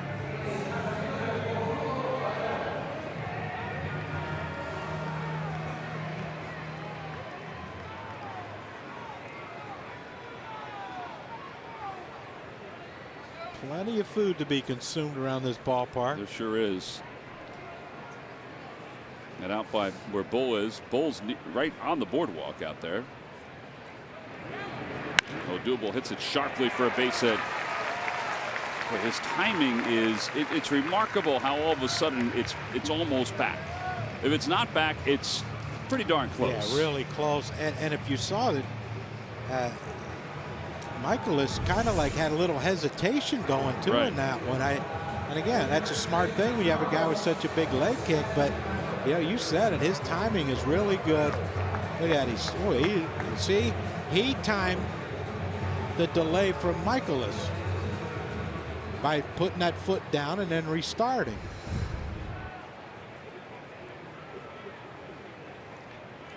I mean, I hope we score a bunch of runs here, but. It's pretty tempting, huh? Well, here's the thing. If we get a couple runs, there's going to be a pitching change. So you'll have some time. I'll have a little break.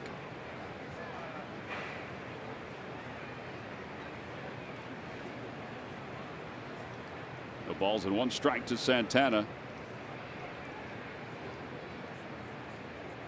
And now time is called.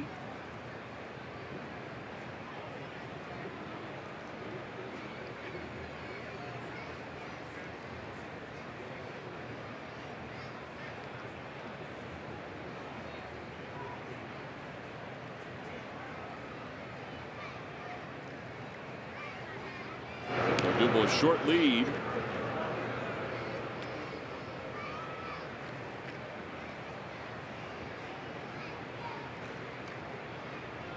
Gonna have to have a lot quicker move to get old dude from where he was. Swing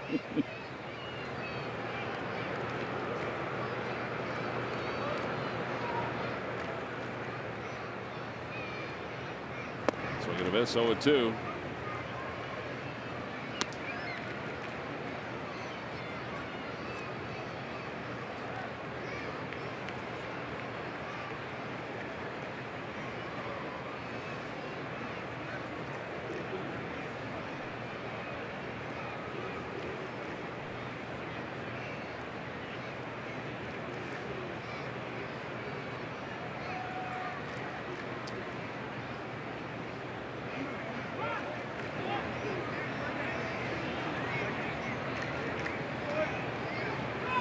Not sure what's going on over at first base, but Martinez is. Looks like Jorge. Does look a little bit like Alfaro. Martinez backed off like 3 or 4 feet from the first base bag. Maybe thought it was 3-2 and 2 outs. Breaking ball and it's low, 1-2. You see here, Yachty, every once in a while he'll like to throw that fastball up and into lefties and then throw behind if he thinks Odubel's getting too big a secondary lead. Because the primary lead isn't there. He's getting out there a little bit.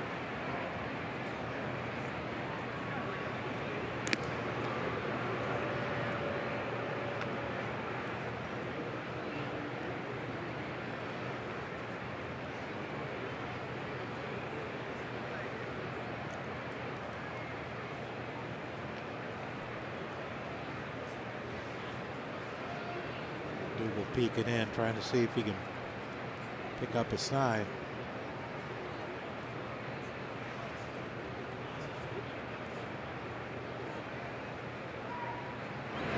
Curveball bounced to the right side. Martinez has it. And the inning is over. 3-1 on the putout. No runs, 1 hit, and 1 man left. 5 in the books. Will go to the 6th inning with the Phillies on top by 3.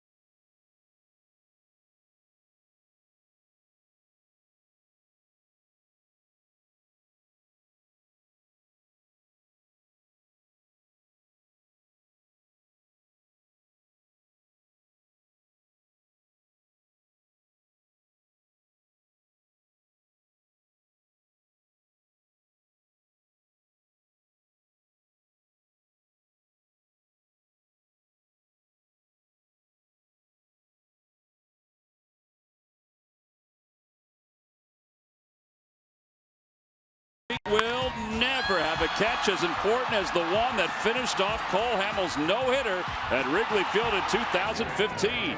But no matter what he is doing at the plate, he continues to make plays while patrolling center field for the Phils. He's done it this season again and again, scaling walls and running balls down that most don't. He did it again to complete the series win in Milwaukee. And it's brought to you by Independence Blue Cross. Live fearless. Well, not only do we have ribs from Bulls, but we also have so many other treats from the boardwalk out in left field. We got some brisket. We have some cheddar and ale brat right there. Chocolate chip cookie dough, Johnny. That's your dessert. No? Yeah. Got some Asher's fudge. Vanilla fudge. Nice. And a barbecue burger. Barbecue burger, John. There it is right there. Yeah. This is all available, by the way, out by Bulls down the left field line.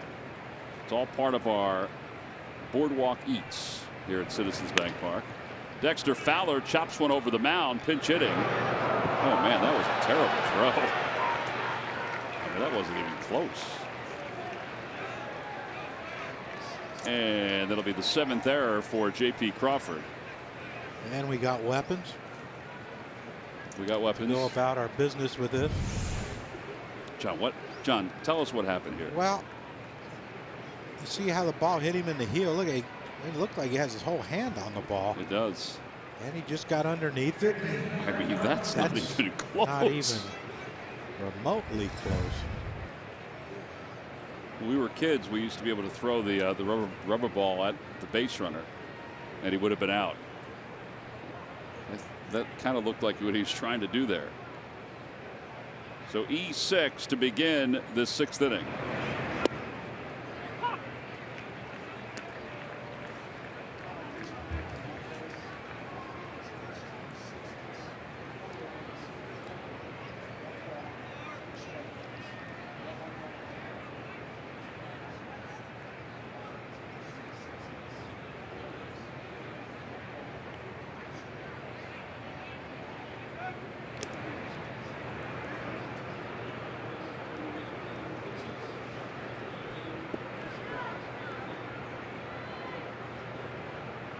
Fowler still a threat to run.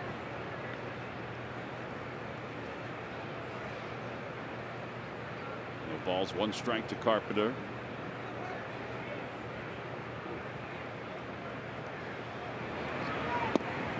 Well, that was awfully close, just a bit outside. 1 ball, 1 strike. Carpenter homered his last time up. He went the opposite way.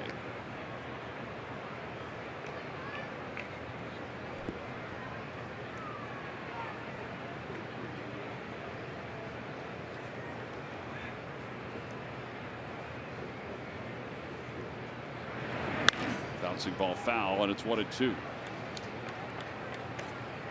I think you struck him out his first at bat after you got ahead with a breaking ball in the dirt that he was just completely fooled on. And then fastball home run, and he's getting some really good swings at the fastball off of Nick Pivetta. And you have to think that ahead in the count here, you got to throw something off speed.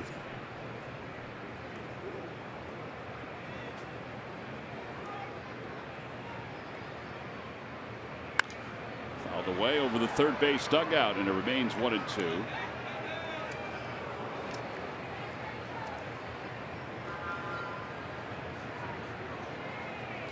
know, I know with the Santana holding Fowler on, I mean, you see where Cesar is holding, there's not that big a hole over there. But you know, you're reluctant to throw something off speed because Carpenter can hit it in that hole and possibly start a big inning. But like I said, he's getting really good swings on the whole fastball. Swing and a miss. They throw him the curve again. 10 strikeouts for Nick Pivetta. Well, he has been on top of his game. It's the 4th time Pivetta has had 10 strikeouts in a game. You just you saw the swings with the fastball, so you know that Carpenter is sitting dead red, especially with speed on first base. And you know, you got to slow him up, and that breaking ball has just been that good. Tommy Pham stands in. Pham takes a breaking ball inside. 1-0. It really has been. This is the best we've seen it in more than a month from Nick. I mean, credit to him, credit to Rick Kranitz, and all the guys that went into helping during his bullpen session. He said after his last start, he goes, I'll figure it out. And he certainly has. Keeps on throwing it. 1 ball, 1 strike.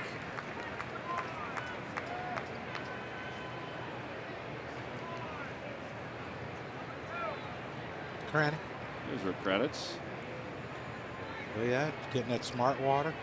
Huh? Looks smart tonight.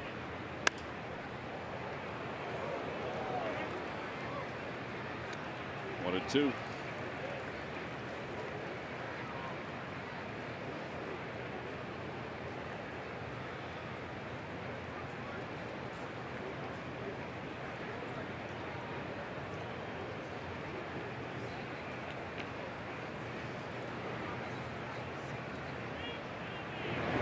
Swing and a miss. He got him. Number 11. That ties his career high. Revamp your office with the click of a button. Get an amazing deal on W.B. Mason's Super Seat Big Shot chair. With just one click, you'll have your chair assembled and delivered right to your desk, free of charge. Visit WBMason.com to order yours today while supplies last. Nobody does it better than who but W.B. Mason. There's Martinez. And he delivers a fastball, 0-1. And he has got it going tonight.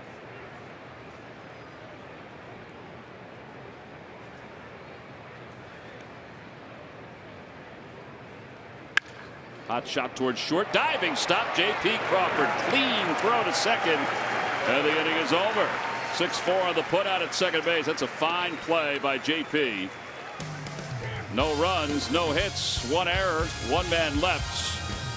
Got to have a short memory in the game of baseball. J.P. great reactions, good hands. And we'll head to the bottom of the sixth.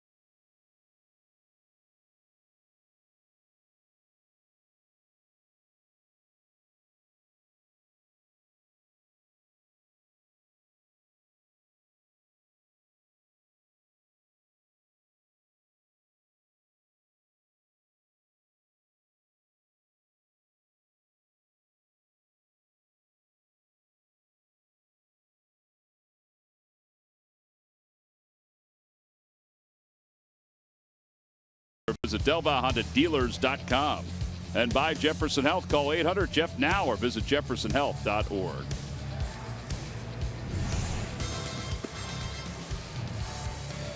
Pivetta go over, congratulate, and say thank you to J.P. Crawford. That really was a good play. I mean, he was shallow, too, at shortstop. All right, so now we go to the bottom of the sixth inning as Pivetta has struck out 11 through 6 so far.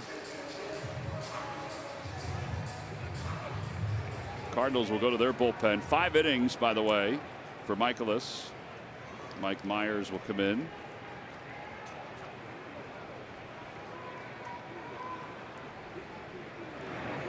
And Franco takes strike 1. It's 0-1.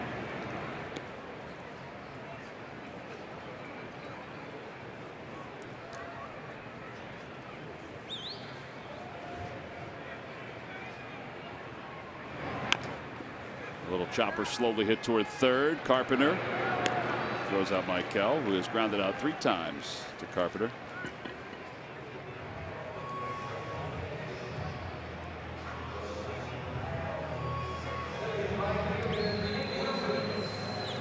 And now Nick Williams is coming up.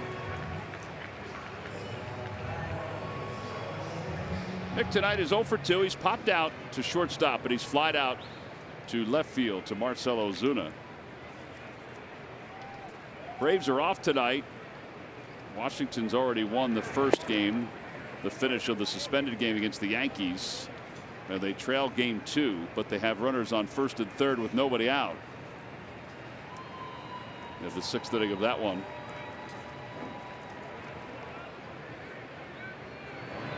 Phillies trying to gain some ground on the Braves. The only way to cool the Braves off is to give them an off day. Current standings look like that. They have been really good, haven't they? They really have. I mean, it's not an aberration anymore. No. They're just a good team. A bouncer over the mound. They're not going to get Nick anyway. Even if Jerko had fielded that, I don't think he would have been able to make the throw across his body in time. Yeah, I think the only way they would have got that if Munoz could have cut over in front. But once you saw Munoz, oh, they gave that an error. Huh. All right.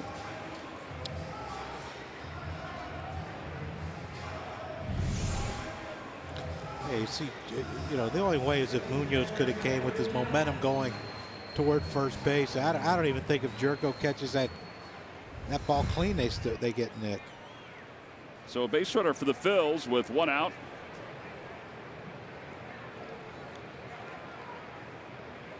Andrew Knapp is 1 for 2 with an RBI.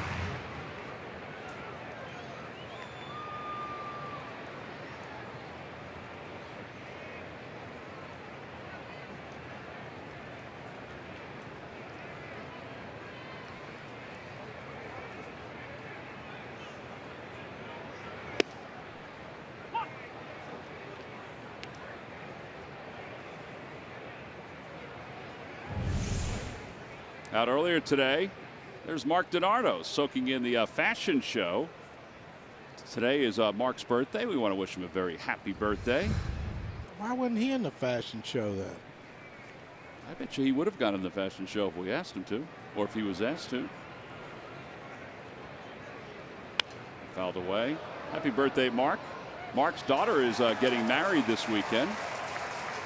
Everything is taken care of, Mark said.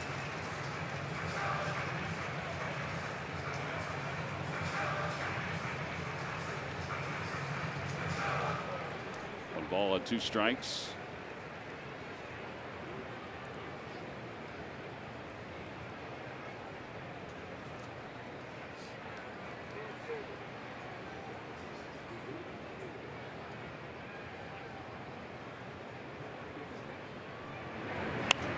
Another one fouled away. Thought Larry looked really dapper in his hat. Larry did look dapper in his hat. I mean, JJ and Scott Looked like they were wearing what they normally wear. Yeah. There wasn't a big issue there. I can't say that I didn't look like it. Look at that.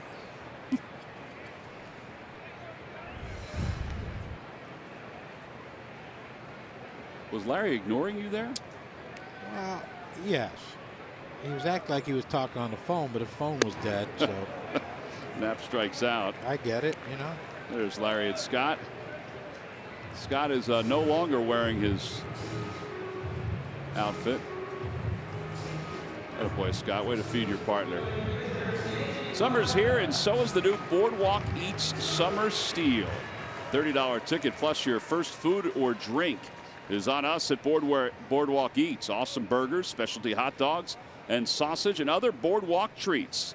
Select games include this series between the Phils and the Cardinals, and then the Orioles series as well. Go to Phillies.com/Boardwalk Eats. Here's some of those eats that we were talking about. The milkshakes, they have those out there as well. The cookie dough that we were speaking of. There's the Asher's chocolate, some caramel corn. It's basically like bringing the Jersey Shore up to the ballpark. That's right. Small version of it. Ow.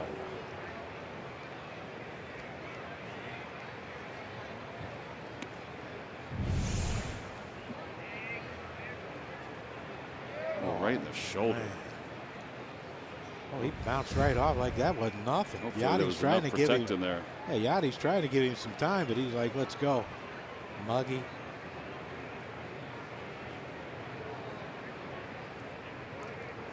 Like, that's even a mound visit if you're giving No, the umpire time. I think they would have let him do that. Got a foul tip. Pivetta strikes out. Back-to-back strikeouts. And we are through 6 innings. No runs, no hits. 1 man left. 1 error by the Cards. We go to the 7th. It's 4-1. Phil's on top.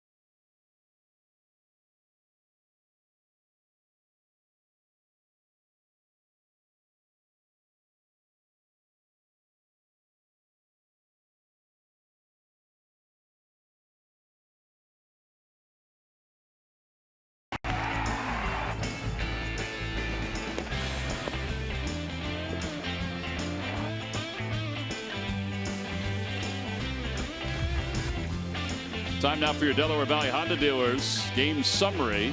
Phillies scored 4 runs in the first inning tonight. Odubel Herrera hit a 3-run home run that topped the scoring for them. Nick Pivetta has gone 6 innings. He has struck out 11. He begins the 7th as he will face Marcell Ozuna.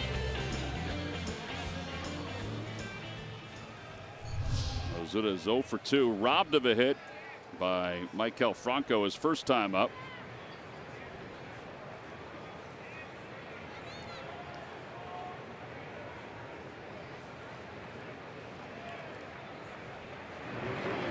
First pitch outside.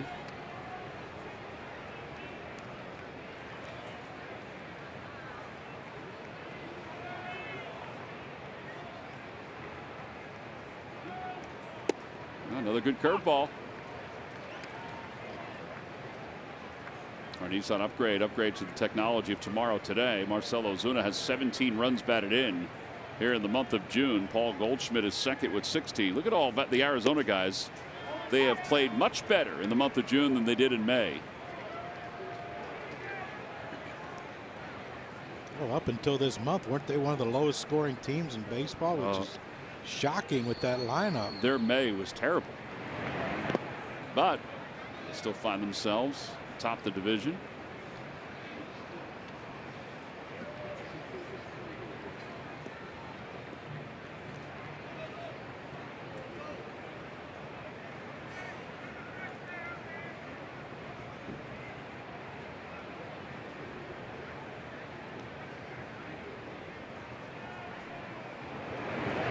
Swing and a miss, and Ozuna strikes out. Number 12 for Pivetta. Man, does he have something special going tonight? That is a career high 12 strikeouts. He's going to break that record a few times, his personal record. That, if he continues, look how far he misses that. He missed that by a good 8 inches. And like I said, with 2 strikes, these guys will expand. But the key is getting to that 2 strikes, and Nick's been able to do that consistently all night. There's a bouncer foul. That would be ours, John. You know what? We'll let her handle those. She seemed like that was flawless. Yeah, she seemed very comfortable with that.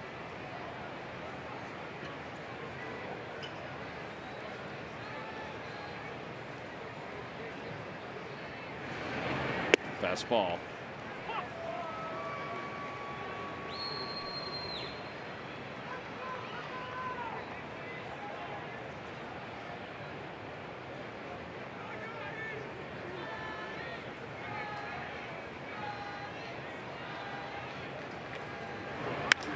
Fly ball right center field. Well hit. Odubel's on the run. Back toward the wall. It is gone.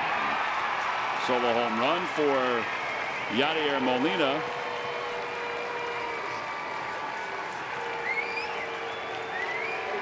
All right, so 2 solo home runs tonight for the Cardinals. The Phillies lead it 4-2.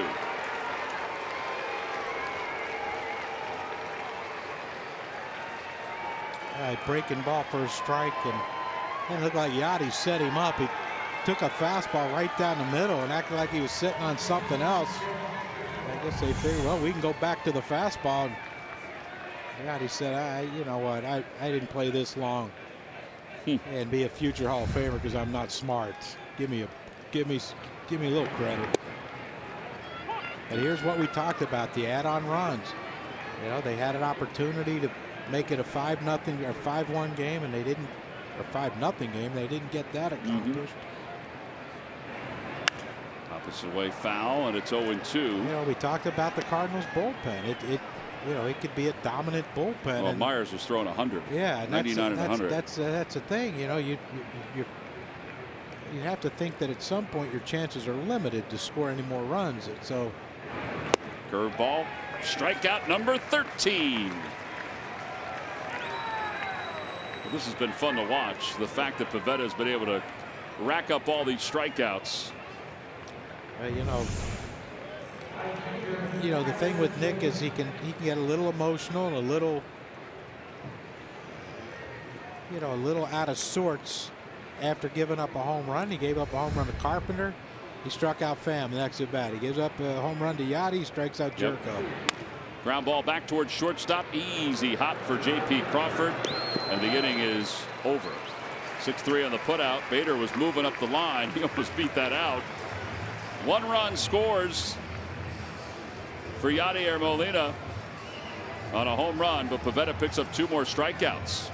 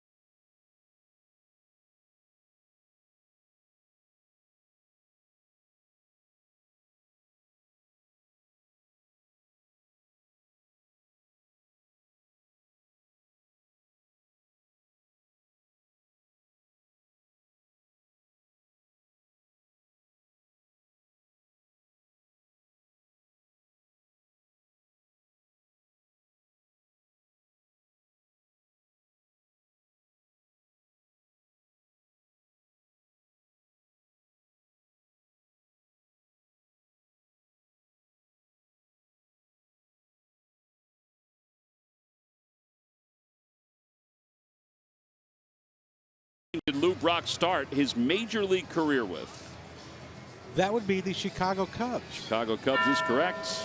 Log back on to Phillies.com to find out if you're the winner of a Phillies prize pack. He went on to have a wonderful career. He was good with the Cubs, but a wonderful career with the St. Louis Cardinals. Lou Brock was a lifetime .293 hitter with the Cubs. He had .091 just 4 games his first year, then .263 with 16 stolen bases in 123 games. And then in 1963, he had .258, had an on-base percentage of only .300, and wound up stealing 43 bases, was caught 8 times. He had 200 hits combined that year, or 200 hits in 63. Then 64, his final year, played 52 games with the Cubs. Hit .251, but then really took off with the Cardinals.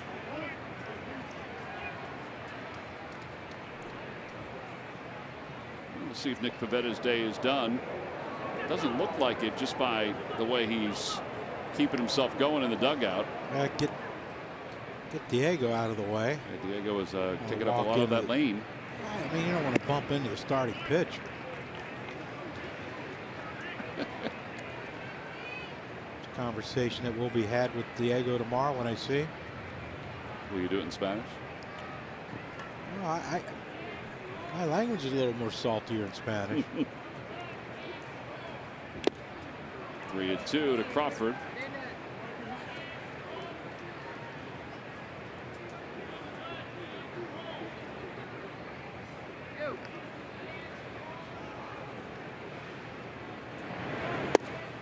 And a strike 3 called. Crawford down on strikes for the second time tonight. That's 3 strikeouts. Let's take a look at the Lowe's whole team together.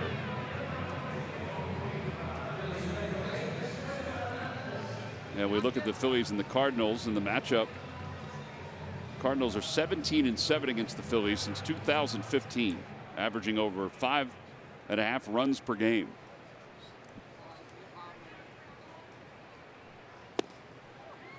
Cesar takes a strike today.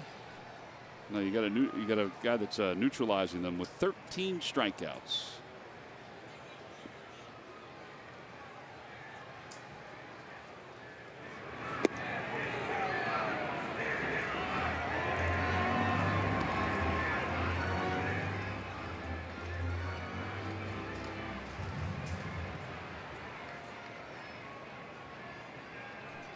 Strikeouts, the most by a Phillies pitcher this year.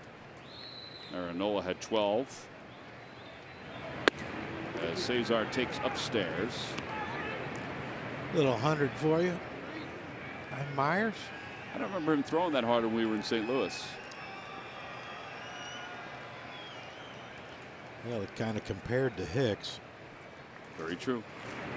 Check swing by Cesar. He did not go, says the third base umpire. Stu Sherwood. Taking a look at the single best strikeout games for Phil's pitchers since 2010. The 13 for Pivetta ties him with Cliff Lee, who did it twice, and Cole Hamels, who did it twice. For 6th best total. Lee and Velasquez have the top mark at 16. What, 16 is going to be tough to approach because just guys don't pitch that long. Velasquez pitched a complete game shutout. That's partly why he was able to do it. Lee did it in 7 innings, 16 strikeouts. He had some nights, though, as we can remember, where, I mean, he was just pounding the strike zone. They couldn't hit him. And his curveball was really good. Boy, this is a pretty emphatic conversation right here, isn't it? Well, yeah, I mean, you jump ahead 0-2, you got a 100-mile-an-hour fastball, and all of a sudden it's, you know, we're trying to trick him.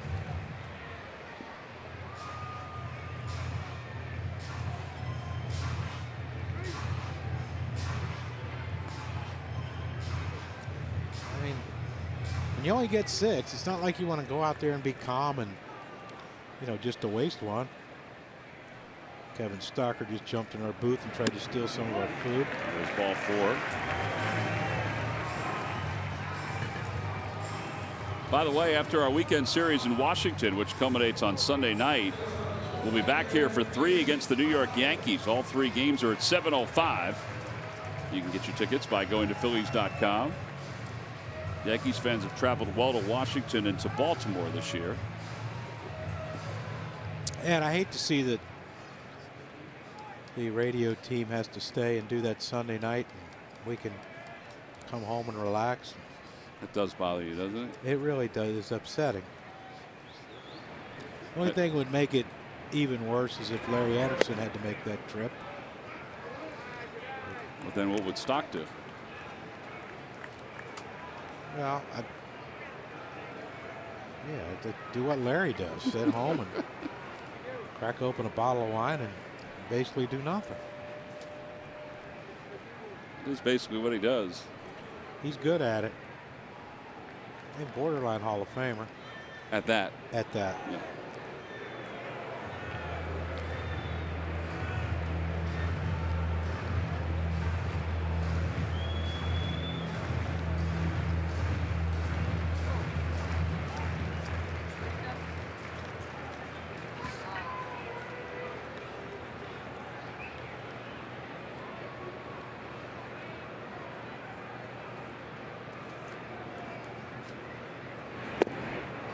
Through a breaking ball to Reese, a slider, and it's 1 ball and 1 strike.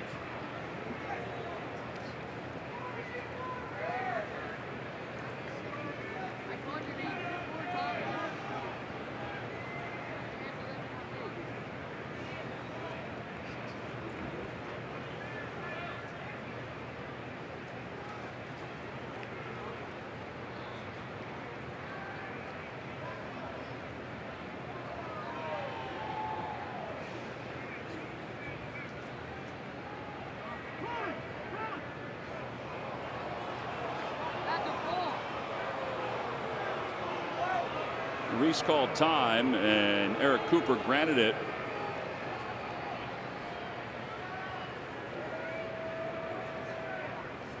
You can hear Reese yell it.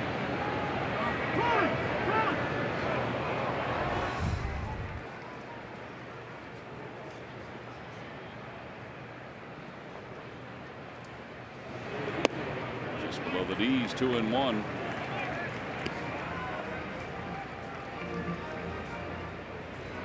Wathan firing the signs.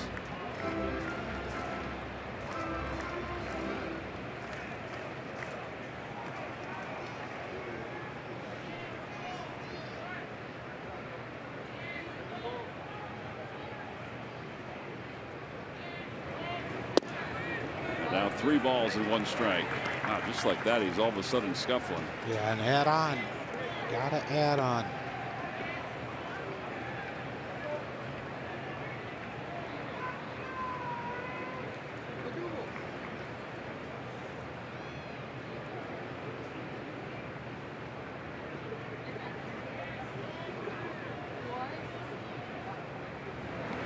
Broke his bat.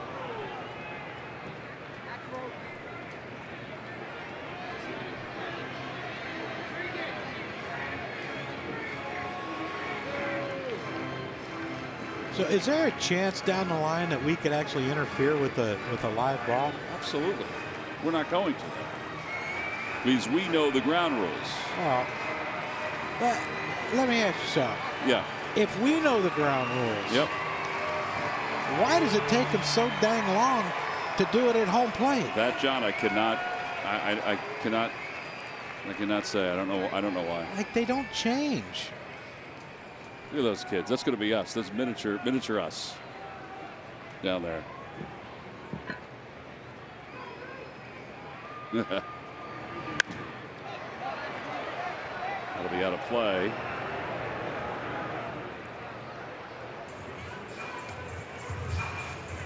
Tell you what, I'm digging the camo hat. You like that, huh? I do. Yeah. So are we going to mic up the ball girl since she's so close? She's going to hear us anyway. We have a microphone so she can talk to us. That's good, isn't it? Just like that. Look, she's talking to them. Well, that's the thing, though. She needs to pay attention. Do not distract her, John. She's your protector. Well, someone's got to catch it if it's coming down there.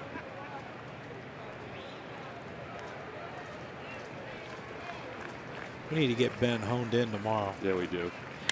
A high fly ball to deep left field. It is foul. Just foul. Dusty Wathan just spun around and said, take a look at it. I think Reese, too, is. I thought it hit the pole initially. All right, let's take a look.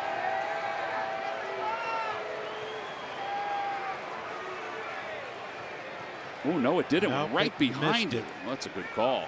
That's a heck of That a is call. really close. This shouldn't take long at all. Look at everybody looking at the TV. Gary Cedarstrom to your left. Stu Shorewater the third base umpire to your right. That's a heck of a call, because, man, I thought that thing was gone. He just said it was a foul ball. That's what he just said to him, to Gary Cederstrom. He was confident. This is a crew chief review, so this doesn't go down as a challenge. I don't get that, but now watch this. Just right there's the ball right there. Boy, that's amazing. It hits the railing. Yeah. Talk about a game of inches.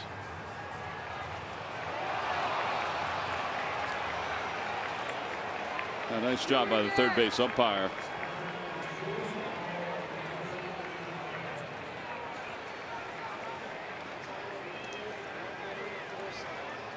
It's a heck of a call. Sure is. You know what? We watch Reese and Yachty. Look at Yachty leaning.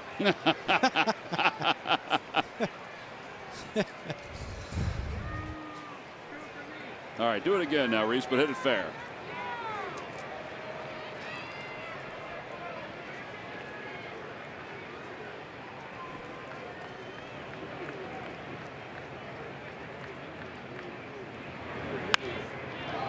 That one was definitely foul.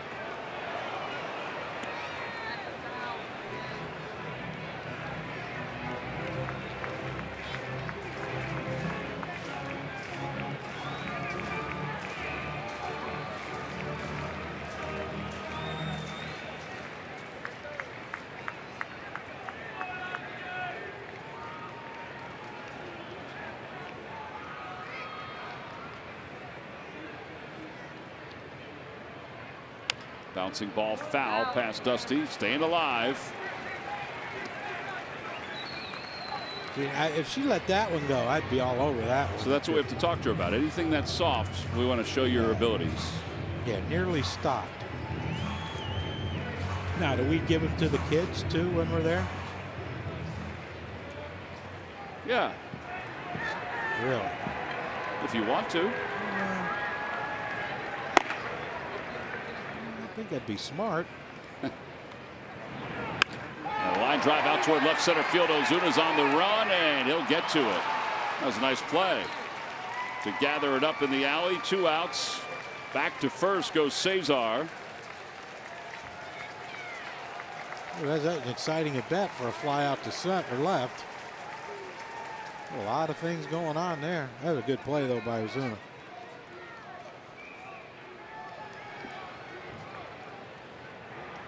Brett Cecil's the lefty. Tui Bailela is the right-hander. You got that one.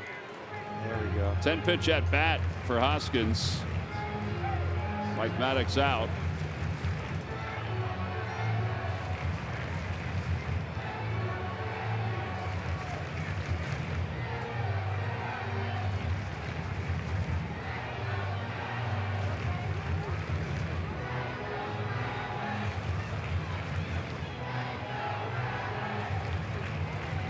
Yachty again doing a lot of the conversation, a lot of the chatting. It is Pivetta's inning to start. The 8th is. Phillies used a lot of relievers yesterday in place of Aaron Nola.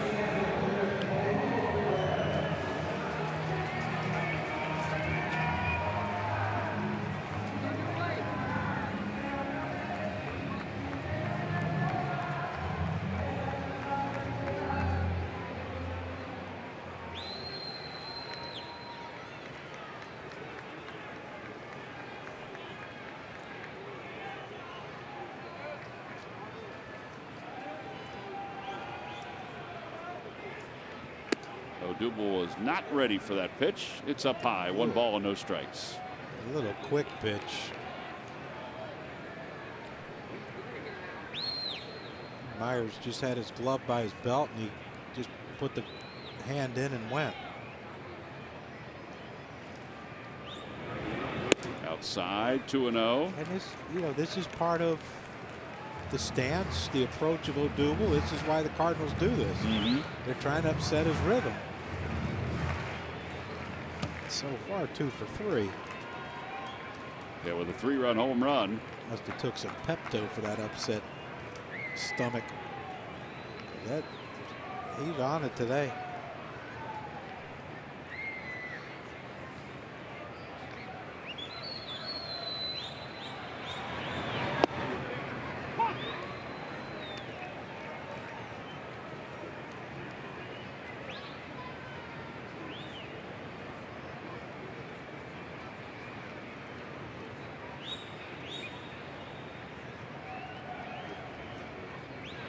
Swing and a miss, 2-2. You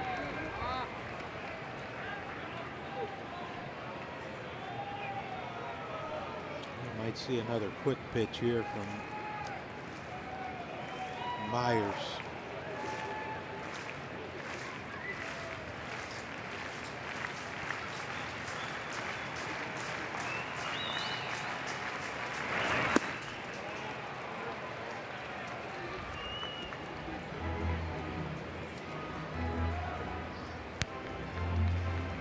Carlos on deck.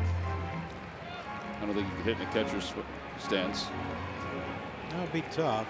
I'm surprised Martinez is holding Cesar on here with 2 outs, 3-2 count. Yeah, the ball went right past him the last time Odubel reached base. A bouncer to the right side. Nobody's covering first. And Myers is there. 4-1 on the putout. No runs, no hits. And 1 man left. We played 7. We're on to the 8th. It's 4-2 Phils.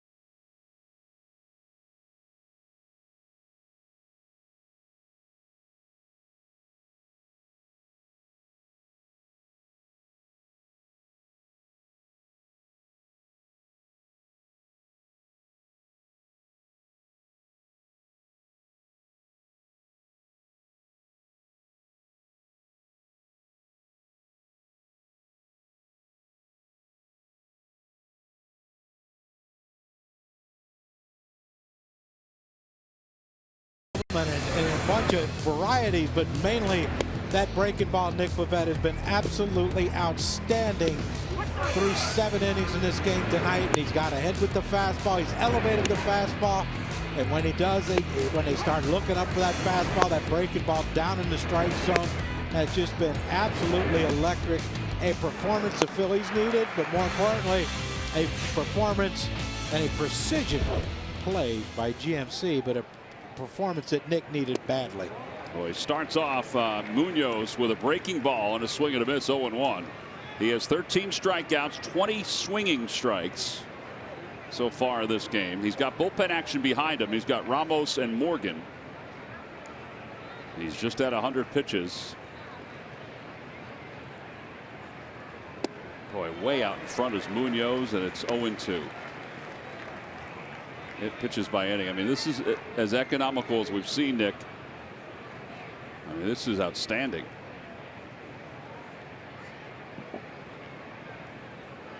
This is the 11th time he's gotten the count to 0-2. Fly ball right center field. Odubel's into the alley. He says he has it. And 1 away. Murph, it's time for the Major League Notebook. Take it away. It is indeed time. Brought to you by the University of Maryland, University College. Can't say this comes as a surprise, but the Astros are locking up the architect of their World Series teams. Jeff Lunau, the team announced today, signed a 5-year extension, and he is promoted to the president of baseball operations. In addition to being the general manager, Lunau has built that team his way since 2011, and it has worked. They were the World Series champs a year ago, and well, favorites to win it again right now, playing very good baseball. So he is staying put in Houston. And Clayton Kershaw getting some good news for the Dodgers. He pitched in a simulated game today at Wrigley Field. He went 3 innings, had no pain in his back, and they expect that they are going to activate him, and they hope that he'll pitch against the New York Mets this coming weekend. They talked about sending him down for a rehab start, but the Dodgers starting staff is a little banged up right now, so they thought, all right, you know what, maybe keep him in the big leagues and have him start against the New York Mets. So that remains to be seen, but that looks to be the likely scenario. Dodgers getting back Clayton Kershaw, guys. Yeah, he did it against the Phillies, where he threw the simulated game, threw the bullpen, and then pitched against the Phillies without a rehab assignment. Now he went right back on the DL because of a bad back. 1 ball and 1 strike to Garcia. 1-2. Garcia pinch hitting for Myers, who goes 2 innings tonight, no hits, 3 strikeouts. He also walked 1. Jake Arrieta. He'll pitch on Wednesday in the day game, watching Pivetta here tonight. And a little floater out towards short left center field, and Hoskins can't get it. He plays it on a hop. And a pitch hit single.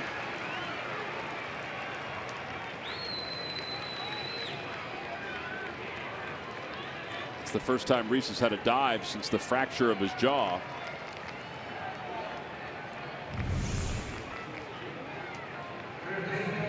He almost got there. Yeah, he did, and that is a concern, because once you leave your feet, that ball can hit off your heel of your glove and hit you in the face or anywhere. I think this is the at bat of the game right here. Yep. I think he's had some great swings on his fastball. Fouled that fastball away at 94. I mean, he had a home run on the fastball down the left field line, but he struck out twice with the on the breaking ball. John, that was still a pretty good location for that fastball. Yes. Yeah, it's, you know, the old scouting report, first ball fastball hitter. What, you don't throw him a fastball first pitch? Just try to locate it. Like Larry Anderson. Oh, his slider bat speed. He's not supposed to throw a slider. In the air to right field. Williams going back toward the scoreboard. He jumps. It's off the top of the scoreboard. Well, thankfully it stayed in the yard. And now runners on second and third with 1 man down. And I think Nick got his nose caught on a fence. Nah, the ball hit it. Oh, the ball hit him? Yeah, the ball bounced off and hit him. Oh, wow. So the ball hit off the fence and then the nose. Yeah.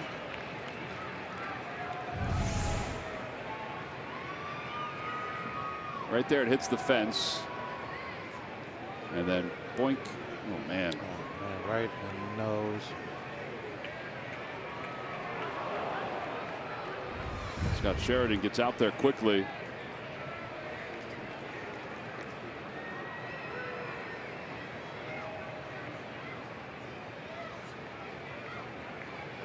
Gabe gets out there as well.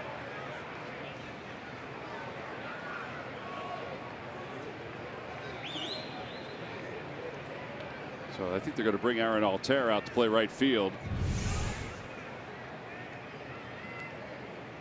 Boy, look how fast that came down off the fence to hit him. Eric Cooper's coming over toward the Phillies dugout.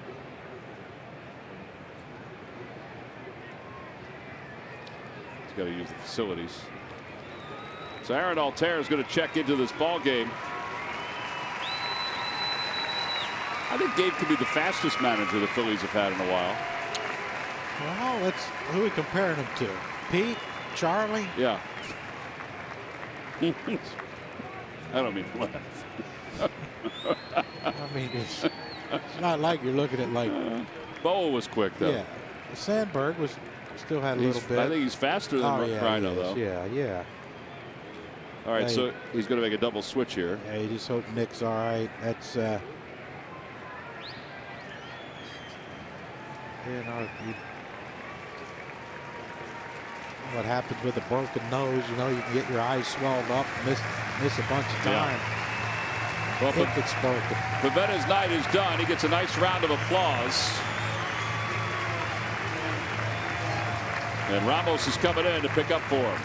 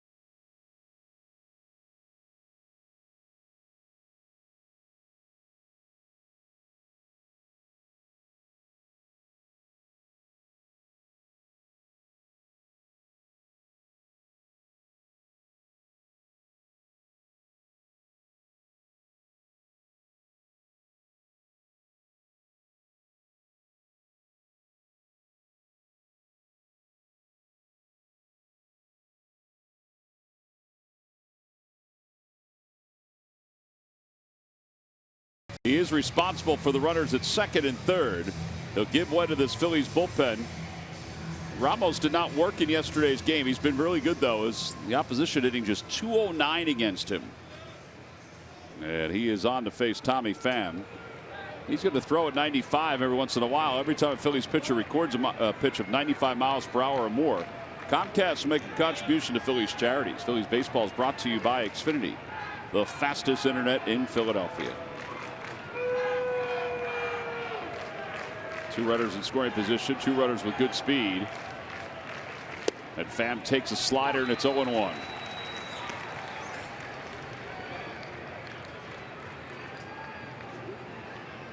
he's seen an assortment of breaking balls. First from Nick Pivetta, who struck him out a couple times.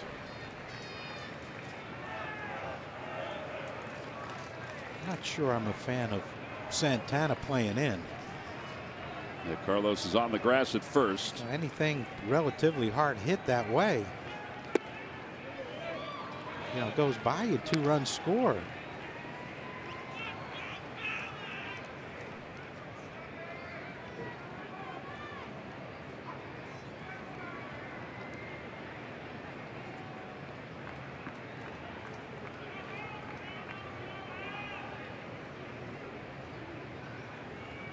And you watch Pham against Nick, he fouled a lot of balls off over the Phillies dugout, so he has the ability to hit the ball that way. He does. And he flew out to right field his first at bat.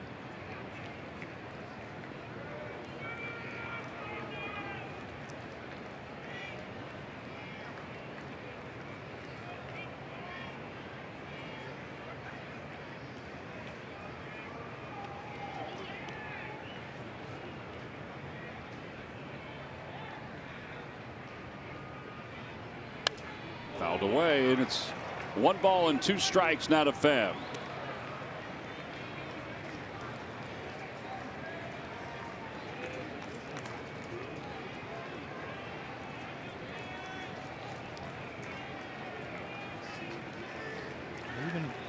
Even with 2 strikes, he's staying in.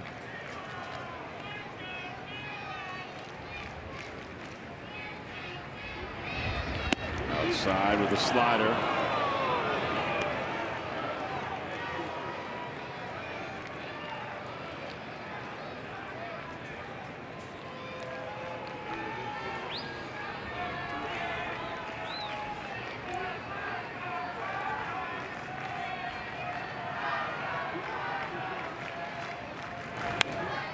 Away again. So it remains 2-2. Phillies don't have anybody else up in the bullpen. It's just Ramos. You got righty and Pham, righty and Martinez, righty and Ozuna, righty and Molina, righty and Jerko, righty and Bader, righty and Munoz. Not a ton of lefties. No. And Fowler's already hit, Garcia's already hit, so yeah, that was 2 of their lefties.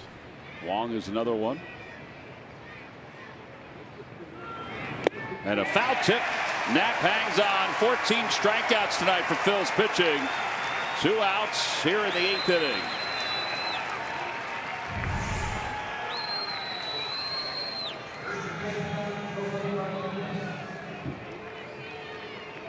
Just balls by him. Look at McHale. A clap. Happy for his buddy. Quietly subtle clap by Michael. Tennis. Golf clap. Well, now you got a tough hitter in Martinez. Martinez is 0 for 3 tonight. Hit a couple balls hard, though. Fastball, and it's 0-1.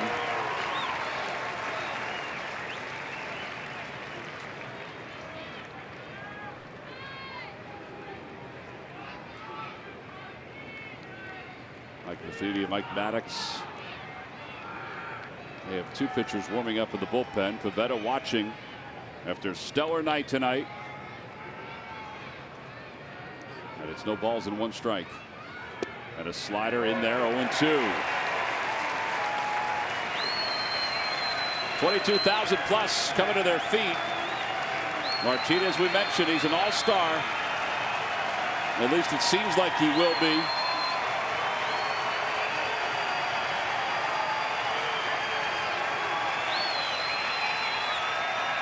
0-2 to Martinez. He tried to check. He went around, says Eric Cooper. Back-to-back strikeouts by Ramos, and he leaves 2 in scoring position. Folks, that's 15 strikeouts tonight between Pivetta and Ramos. Aderbrai comes in and does his job. Boy, that's a nasty pitch, and Martinez can't hold up. Eric Cooper needed no help. I don't think anybody would need any help. We'll move to the bottom of the 8th inning.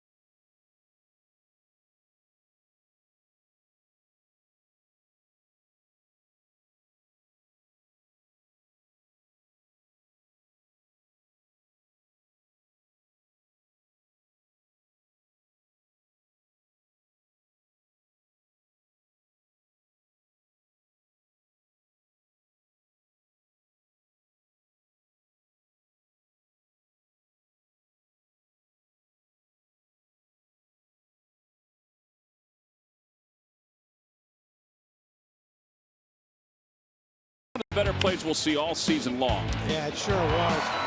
Ranging a long way into foul territory. It didn't stop the plant, just threw. Let's see it. Modified Derek Jeter jump throw, but perfect throw, perfect play to get Ozuna, and that's our Hyundai defensive play of the game, brought to you by your local Hyundai dealer. All right, so Ramos gets out of a tough spot in the top of the 8th inning, and now as we go to the bottom of the 8th inning, it'll be Santana, and he will be up against Tui Balela. It'll be Santana, Michael Franco, as the pitch is in there. 0-1. Those are the first 2 hitters. 21 games now for the Cardinals right-hander.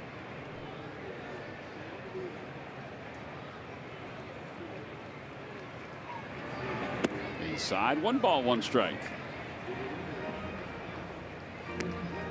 What a nice job by Ramos. Tough to do much better. Yeah. Come in with 2nd and 3rd, 1 out. Your best hitter up, and your 2 best hitters coming up, Pham and Martinez, and strikes them both out.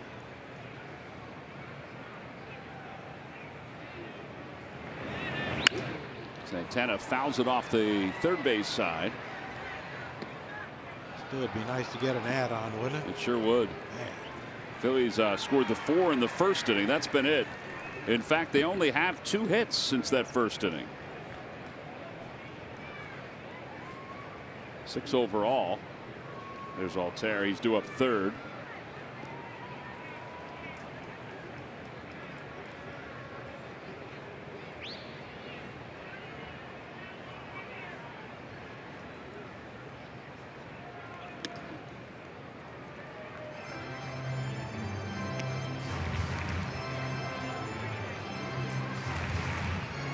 Cardinals wearing that patch on their left arm in honor of Red Shane Deans, who just passed away. Former player, coach, and manager of the Cardinals. At a breaking ball. And it's 3-2. It's a pretty close pitch. I wonder what Carlos was trying to sell it to the umpire. Or? I think he was.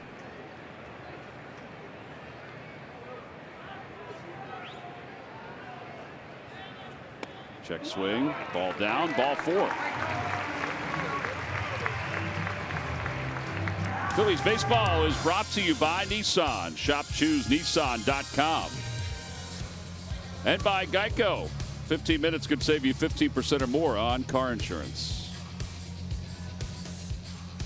Hello, with John Kruk and Greg Murphy. I'm Tom McCarthy.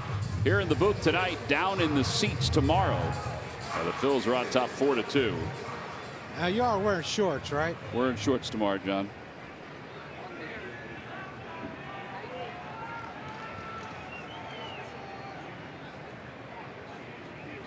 Inside.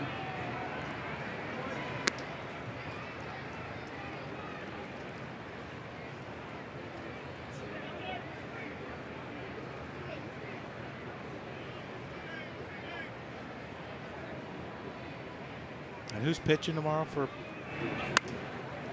Well, the Phillies will have Vince Velasquez against Luke Weaver. All right. I'm trying to think. Might get some balls with Weaver on the mound. There's Vince. Yeah. I got a feeling Reese might. Yeah. Hit a couple down there. We'll have a lot of lefties.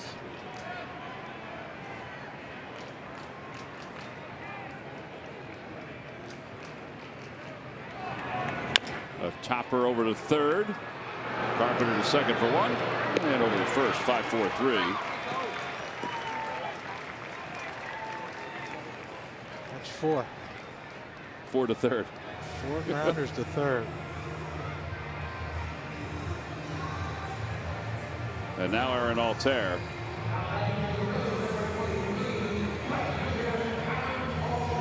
That's the thing with such a short bench. You wonder how quick a decision they're going to have to make on Nick. Yeah. I mean, I guess it all depends on what they find underneath.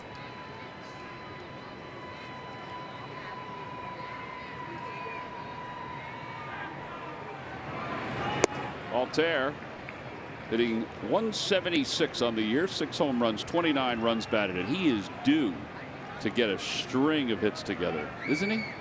Passed.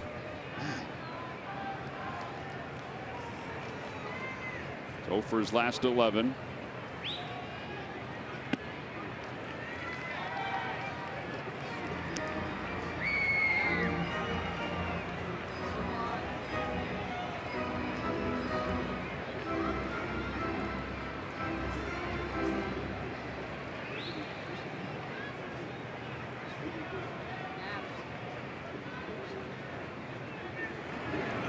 Swing and a miss, 2-1. Ball, his hand slipped off the bat on that one.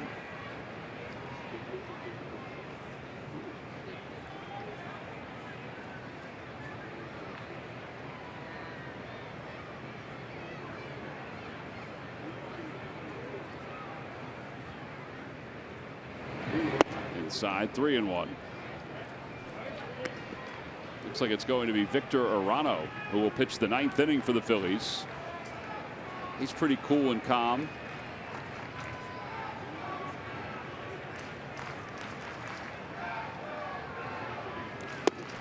Three at 2, 97 down in the zone.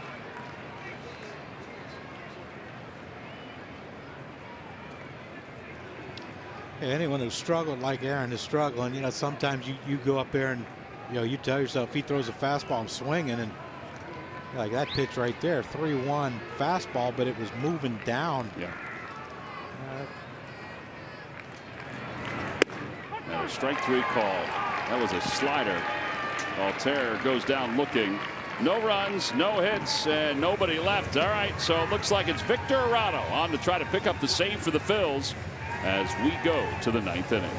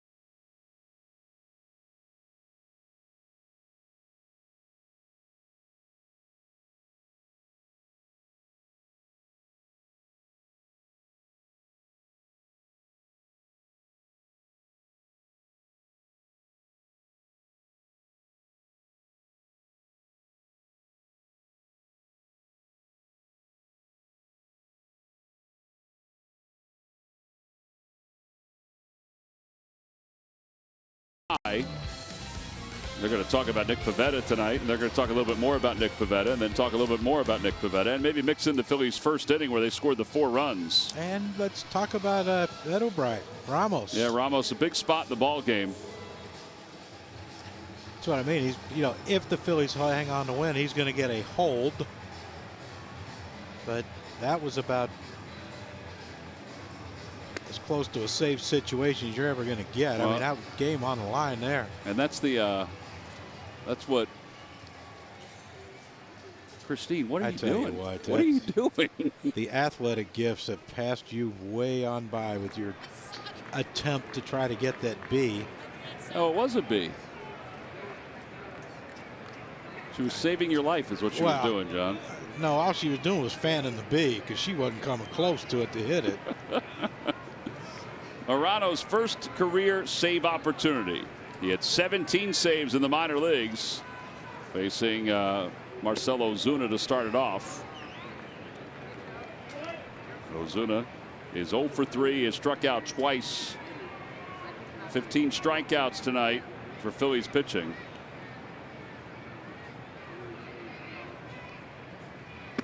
Inside, 2-0.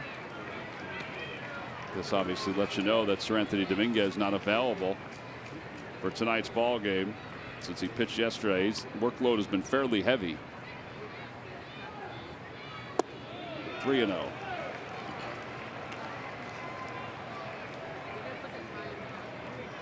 This isn't the way you wanted this 9th inning to start. But we know Arano can work his way back.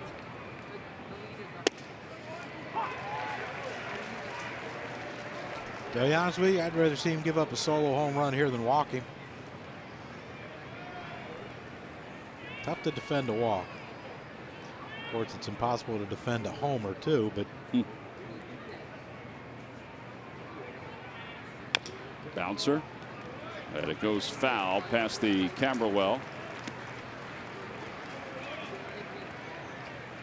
If only somebody was holding that guy's legs. That ain't happening. That rail ain't that high, right? No, that rail's not high at all. It's like when you were a gymnast. Well, yeah, you know, the pommel horse. Yeah, big fan of that event.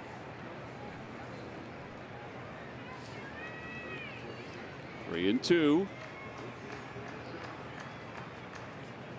Swing and a miss. He got him with the slider. Out number 1 here in the 9th inning. 16 strikeouts tonight for Phillies pitching. After falling behind Ozuna 3-0, comes back with a beautiful slider on the outer half. And Ozuna, very aggressive hitter. Not hold up on him. Really got the nerves out for the first 3 pitches. Now he's ready to settle in. Yadier Molina takes outside.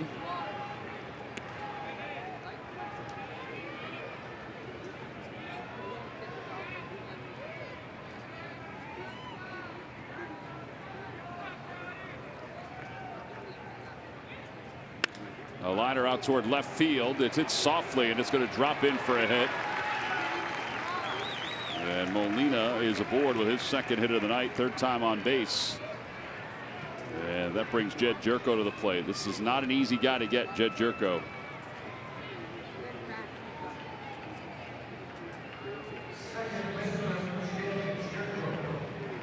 Jerko has struck out 3 times in this ball game.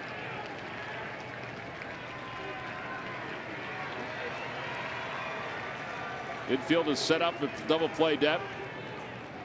Cesar's trying to get Aaron Alter's attention.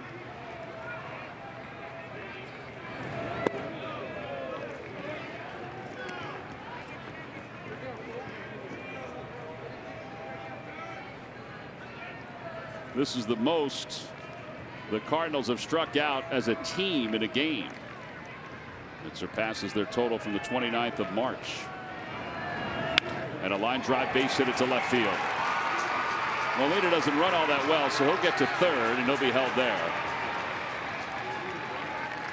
Second and third with one out.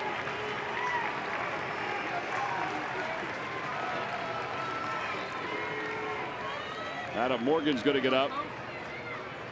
Jack Flaherty is going to come out and run for Jed Jerko.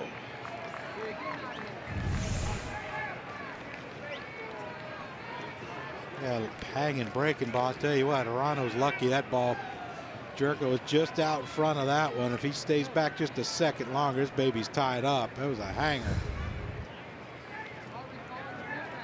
Those West Virginia boys, man, you strike them out 3 times, they ain't gonna go for 4. This will only be the 3rd at bat for the Cardinals with a runner in scoring position. All right, so Flaherty's at second base, Molina's at third. And for the second consecutive inning, the Cardinals have runners on second and third with one out. And I'm sure Adam Morgan's warming up just in case they get to Colt, if Colton Wong comes in to hit.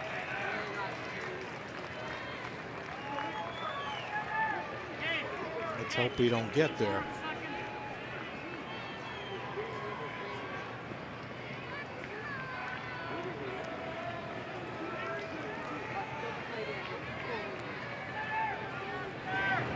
Swing and a miss to the breaking ball. It's 0-1. That's a better pitch right there. Location.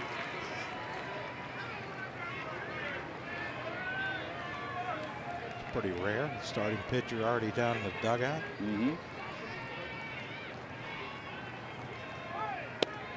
Left it outside, 1-1. Tell you what, give him credit though. He's fixing his W.B. Mason mustache.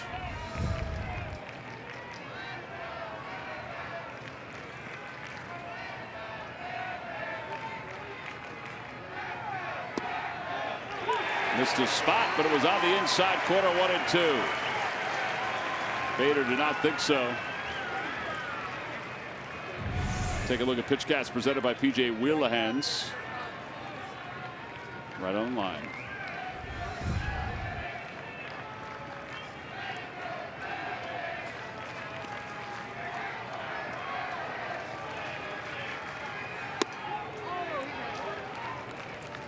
Six, huh?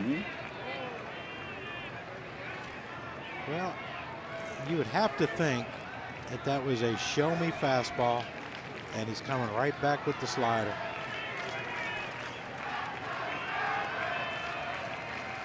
Two pitch. Check swing. Did he go? No. This is Gary Cederstrom. And now 3-2. I think he's going to slider him again. Got a young hitter, aggressive. You know he wants to tie this game up or put them ahead. I think if you can throw a slider somewhere close, he's going to swing. And he does. Swing and a miss. Second strikeout for Arano. 2 outs here in the 9th inning. And you saw it, Bader. I mean, he was trying to leave Earth. And someone who swung and missed a lot of sliders in their life, this isn't the one you can do it on. You see the swing. Look at him try to get on that back leg. He missed it by a good 6-8 inches out in front because he's looking dead red.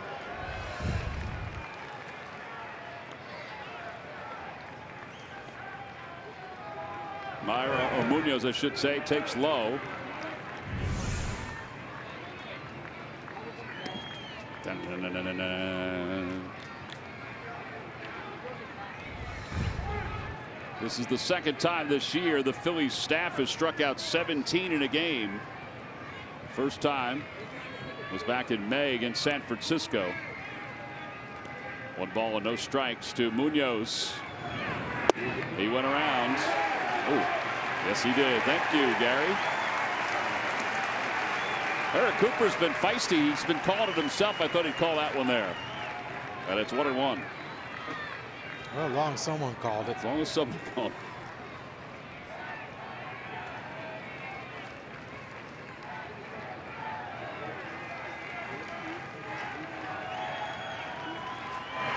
Swing and a miss. What do you think, John? Throw it again? Absolutely. You see the swings. Well, those are big home run swings, and that's the hardest thing when you're young players. You not only do you want to be the hero, you really want to be the hero by hitting a 3-run homer. Use that against them. 1 ball and 2 strikes. Swing and a miss. It gets by Knapp. A run will come home. It's a 1-run game, and runners are on first and third.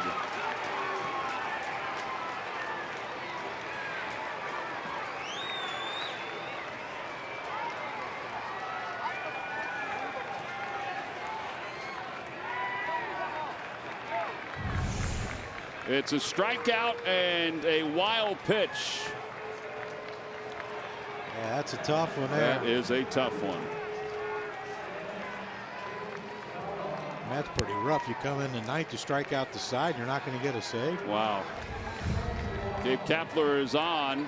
Adam Morgan is coming in. The tying run is at third. We'll be back right after this.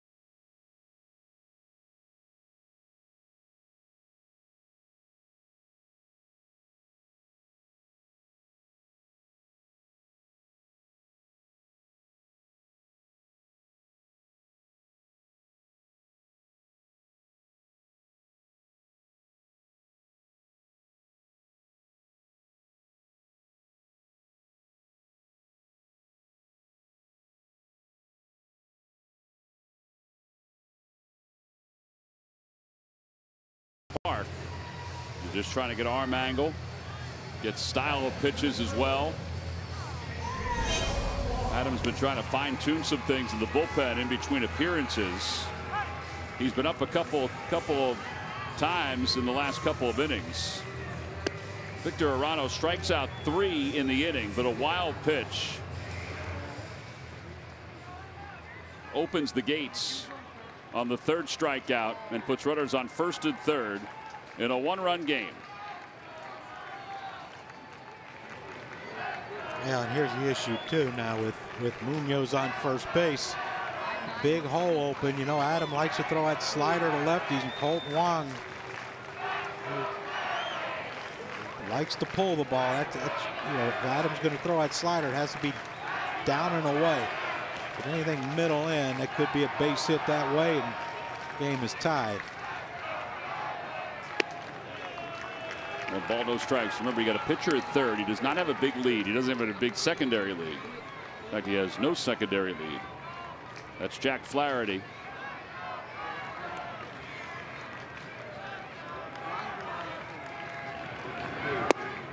Two balls and no strikes.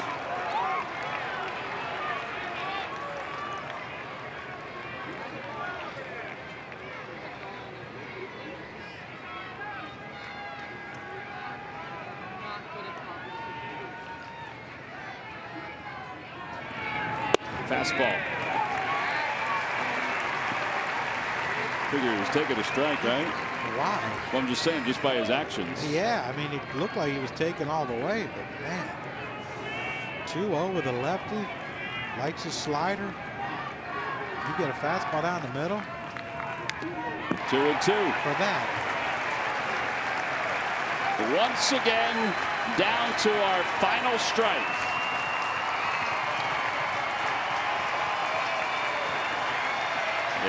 everybody up again. I hope so. 18 strikeouts tonight for Phillies pitching. Up by 1 here in the top of the 9th. I think you could freeze him with a fastball and slider. You worry about bouncing it. And a bouncing ball into center field, a base hit, and the Cardinals have tied the game up. It's a 4-4 game on a pinch hit single by Kolten Wong. That ball was just left too far up in the zone. That's the issue when you throw a lot of sliders is, you're worried about bouncing one with the runner on third. Tying run on third, I mean, it's a hanger. I mean, look, let's be honest. We're lucky the game's just tied. Right. If there was less than 2 strikes, we might not be tied. But that's, again, it's the fear of bouncing a slider, trying to make the perfect pitch, and bouncing it. And Adam hung it, and Kolten Wong did what you're supposed to do. Hit it hard. And now you've got a dangerous guy and Matt Carpenter up. Carpenter is homered and he's doubled.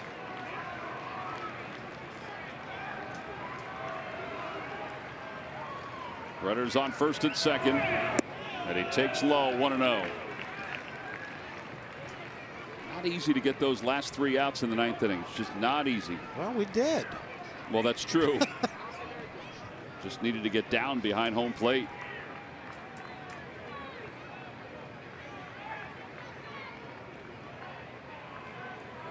Well, you keep going back to those add-on, the runs. Yep.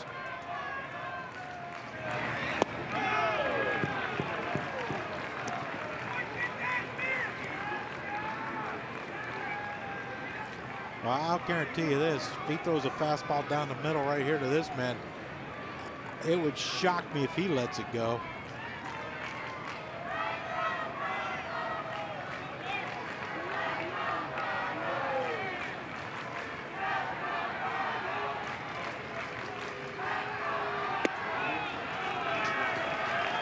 Guy strikes out 13 in 7 1/3, and he's going to get a no decision. Nick Pivetta. Tommy Pham is on deck. Jake Thompson warming up at the bullpen to face him.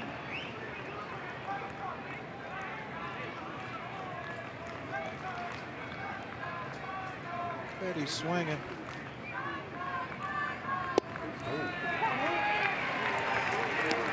Surprised at the swings he's put on him today on fastballs.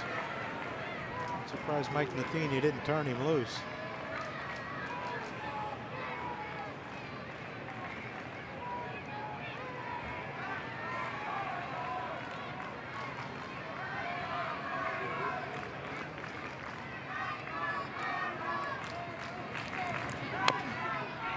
Three and two. The runners will be off.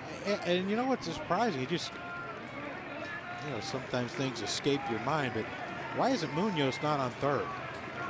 I mean, that was a grounder through the middle. The infield, point. The outfielders are playing relatively deep.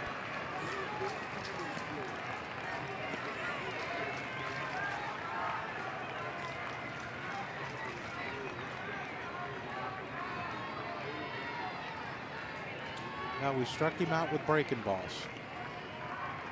Can Adam throw a good one here to get Carpenter chasing? Runners go. Pitch a check swing. Bouncer back to the mound. And the inning is over. 1-3 on the putout, but the Cardinals tie it up with 2 runs here in the 9th inning. Kolten Wong with the pinch hit RBI single that tied the game. We'll go to the bottom of the 9th.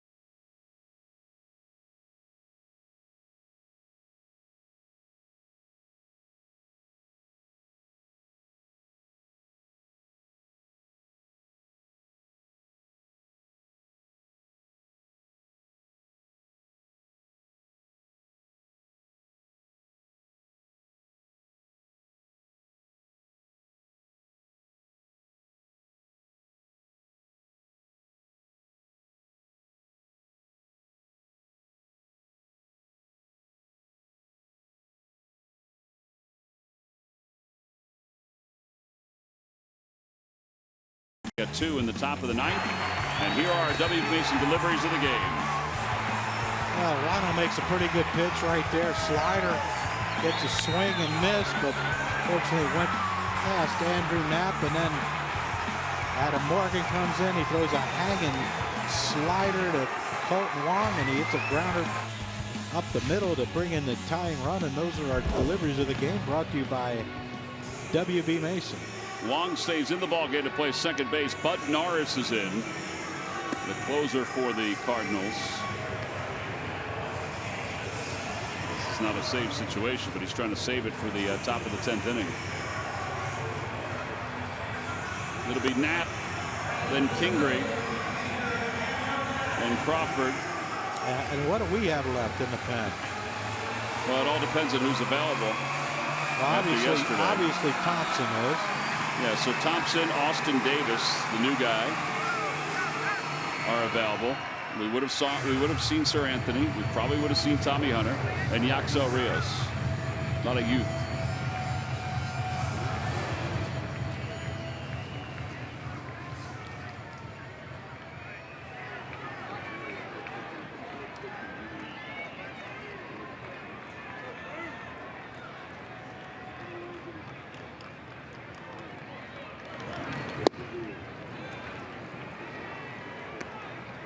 Andrew lost his helmet on that swing. It's 0-1.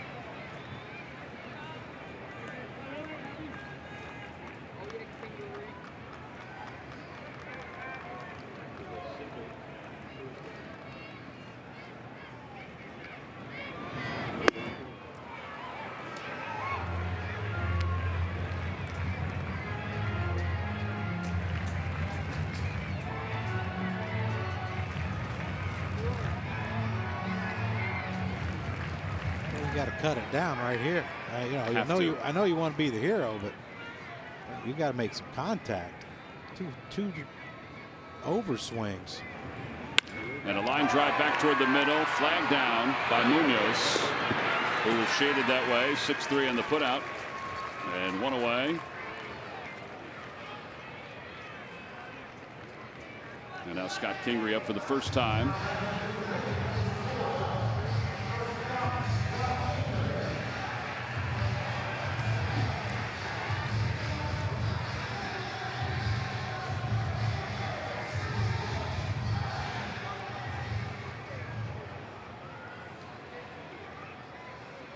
Phillies only have 2 hits since the first inning. That's it.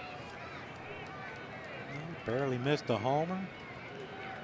Had a runner on third and less than 2 outs and couldn't bring him in.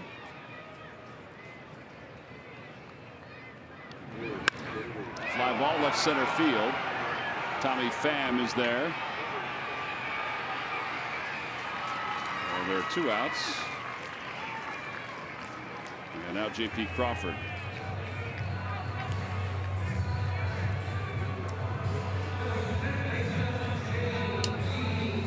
Crawford's 1 for 3, doubled his first time up, struck out his last 2 times.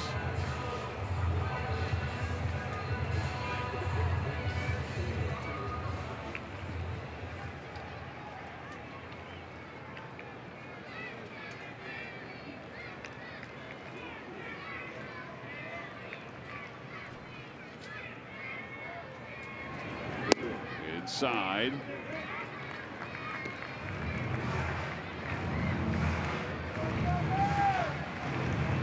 You watch how they try to pitch JP. A lot of sliders in on his hands. Hopefully, maybe Bud Norris will make a mistake and leave one out over the center of the plate. 1 ball and 1 strike.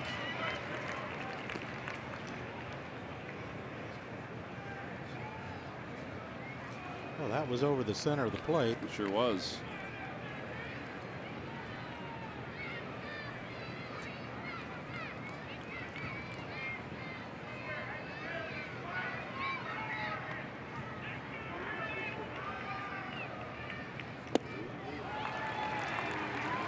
Just got to cut your swings down here.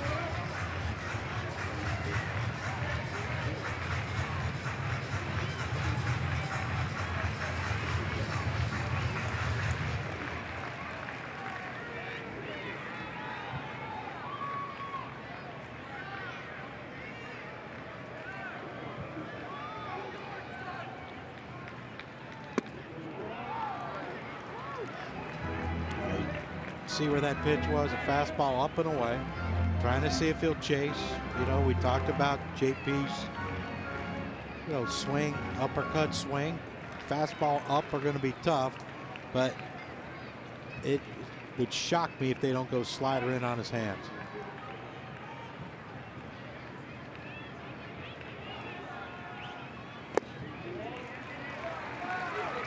Tried.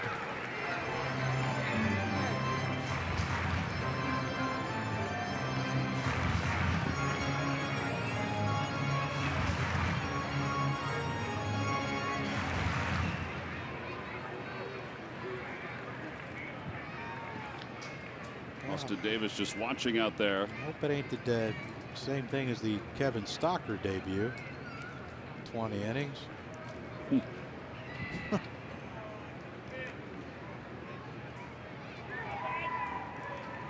Stocker shows up in the booth, and now we're playing extra innings. Well, not yet.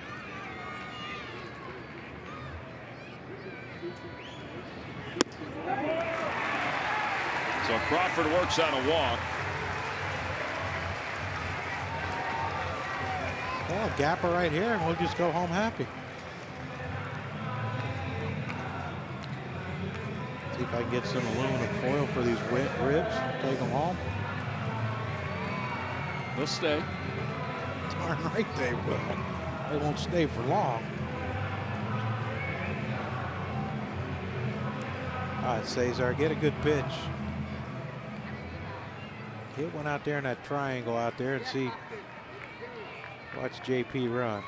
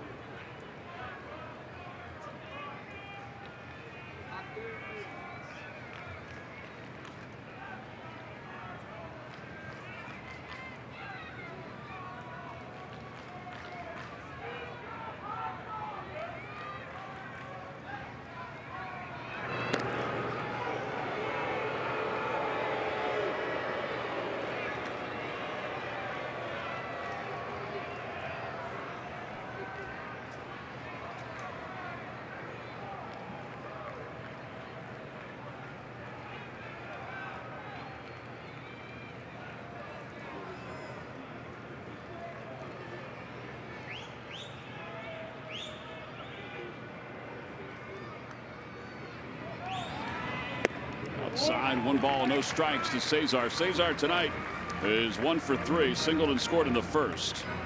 Grounded out, flied out to center and walked. Phillies offense has just been absolutely void since the first inning. 4 runs on 4 hits since the first inning. Since that time, only 2 hits. 3 walks. Just have to be able to muster more than that.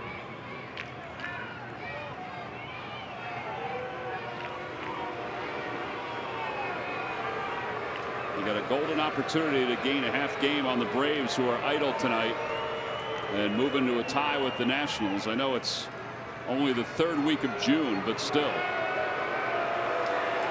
Yadier Molina going out toward the mound. Brings everybody in the infield out there.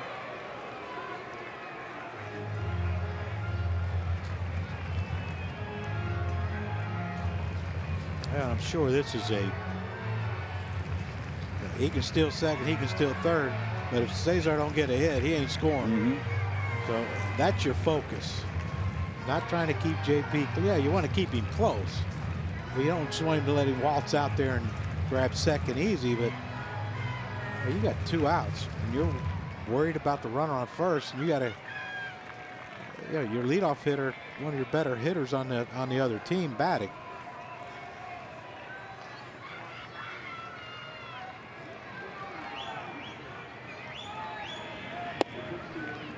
Cesar takes a strike right down the chute. 1 ball, 1 strike.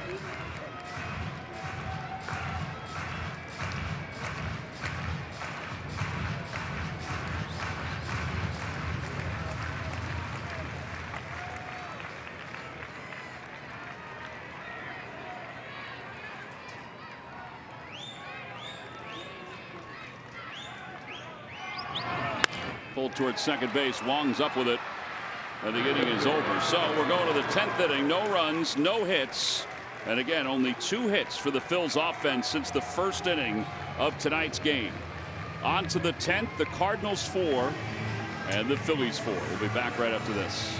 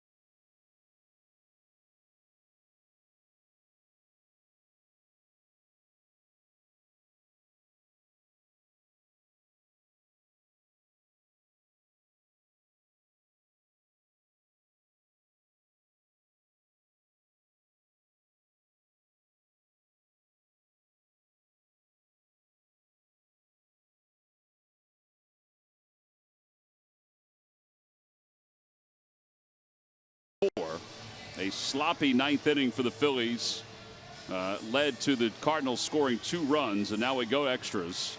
Cardinals are 5-5 in extra inning games. Phillies 4-1. Jesmuel Valentin will take over at third base for J.P. Crawford. Jake Thompson is in.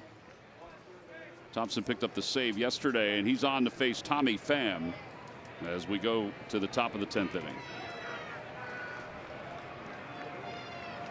It's an absolute shame that Nick Pivetta went 7 1/3 tonight. 4 hits, 2 earned runs, 13 strikeouts. Pitched fantastic. And the Phillies couldn't hold on to the lead in the 8th and the 9th inning. Well, you know, the job wasn't done by the bullpen. We saw that, but you know, you had chances. You had a chance to add on. Yeah. Breaking ball, it's 1-1. You know, the other part too, I mean, let's face it, catchers are paid to block pitches in the dirt. And Andrew Knapp needed to block that ball and throw his entire body at it.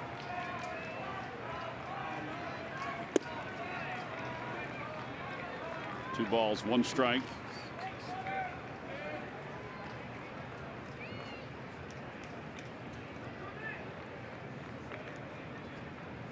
Strikeouts tonight for the Phillies pitching.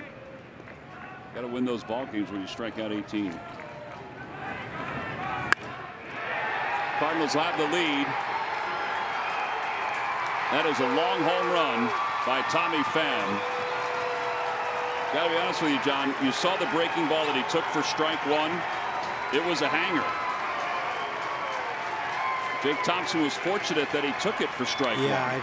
And they kept throwing it. Yep, and it kept on hanging.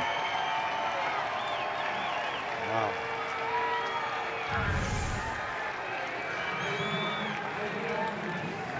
Yeah, I mean, you look at just look at all the dots on the 4 pitches. All of them were sliders that were middle in, and you know, you can't be surprised. It's, you know, Tommy Pham's having a heck of a year for this team. No doubt about it.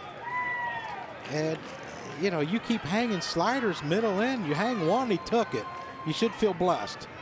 You hang another one, and you give up a homer, you shouldn't be shocked. 416 feet.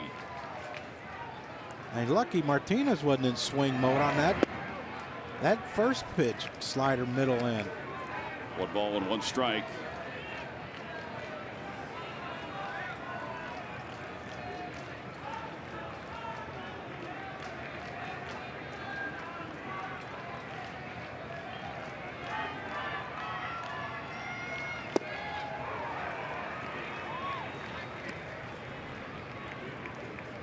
Got to find somebody that can close the ninth every night. I know Sir Anthony's not available tonight. I know Gabe doesn't believe in closers, but it's not easy to get those last 3 outs.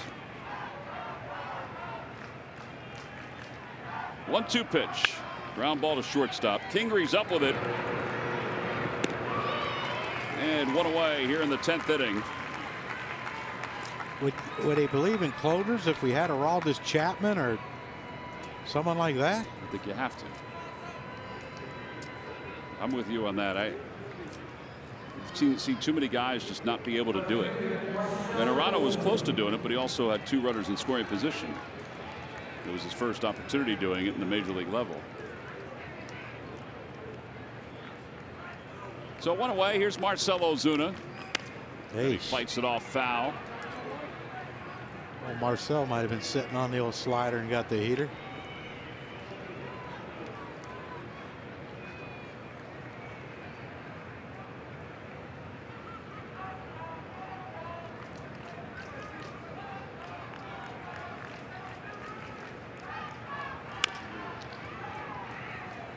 Oh, 2.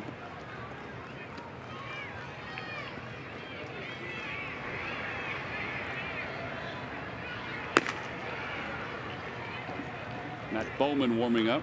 The Hicks pitch yesterday? Yeah, he did pitch against the Cubs, I think, in 2 of the 3 games.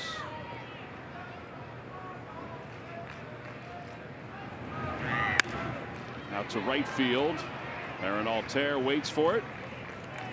And there are 2 outs.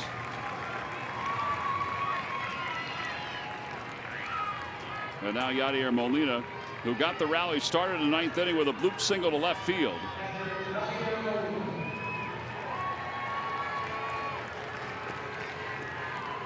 It's followed by a double by Jed Jerko.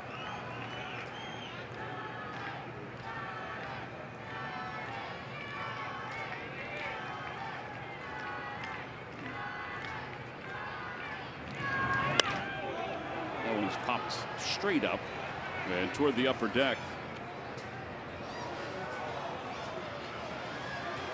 Almost bounced in our radio booth, didn't it? Did.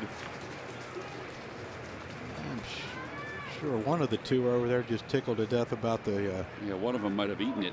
Yeah, about how this game is.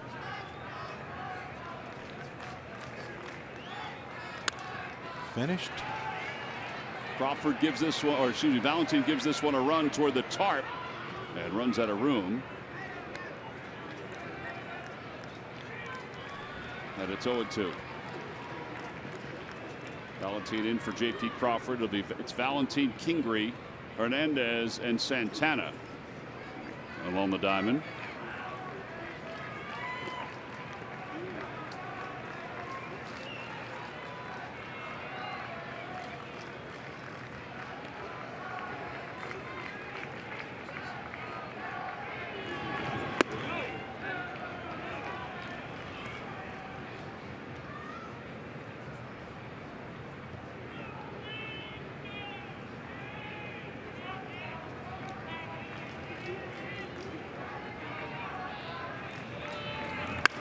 Liner down the left field line, and that is a fair ball. And Yadier Molina on his way to second. His last 3 at bats, a home run, a single, and a double.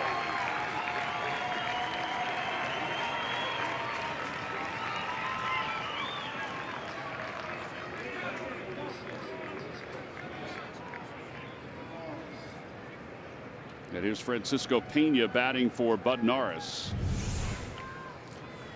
Well, another slider that just hung in the middle end, and yeah, you kind of feel blessed you only gave up a double. Yeah, Jake down in the minor leagues has been throwing a lot of splits. That was making him effective for the Iron Pigs. Got to keep this at a 1-run game. Yep.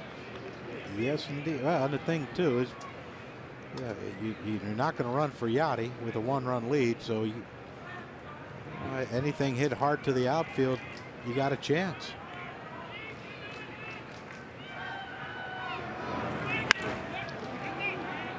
Oh. Oh, that was a nice grab down there. Atta boy, way to save everybody around you. Woo. We need to bring him down there with us. Nice catch. Nice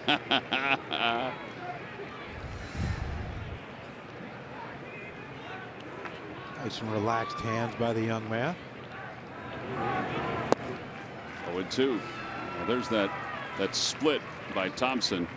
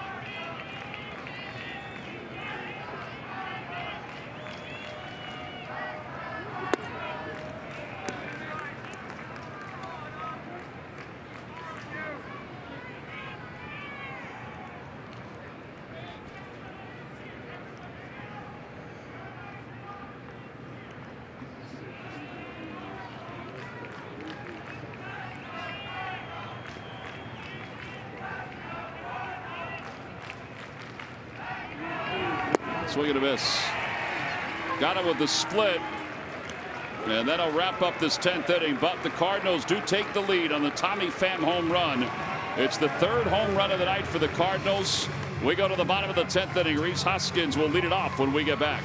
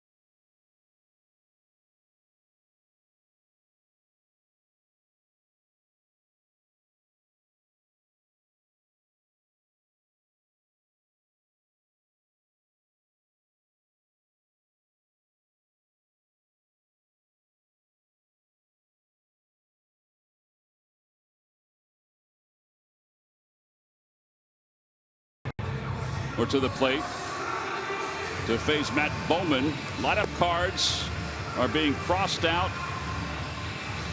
colored with different Sharpies in both dugouts.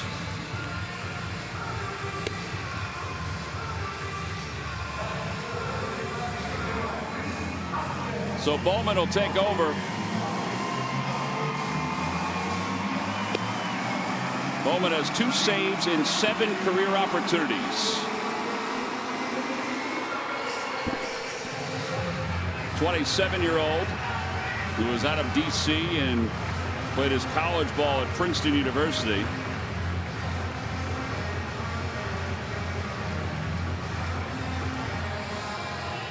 Tommy Pham has given the Cardinals the lead by 1.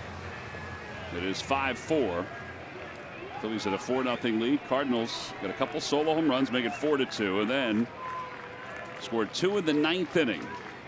After Victor Arano struck out 3 in the inning. The third one, the pitch went through the legs of Andrew Knapp, and it resulted in a wild pitch, a run scored, and then a base hit by Colton Wong, who had just 1 hit with runners in scoring position and 2 outs, tied it up. And then Tommy Pham gave the Cardinals the lead in the 10th. Well, back-to-back homers. It'll be beautiful. 1 ball and 1 strike.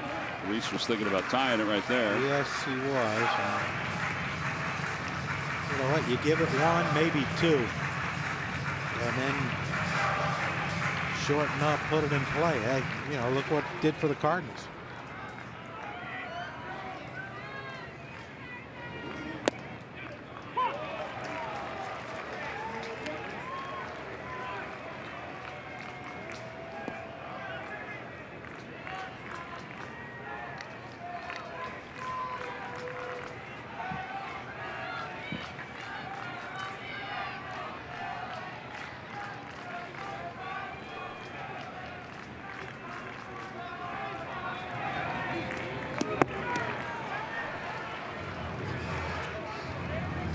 Two balls and 2 strikes. I mean, Bowman has a 5.03 ERA.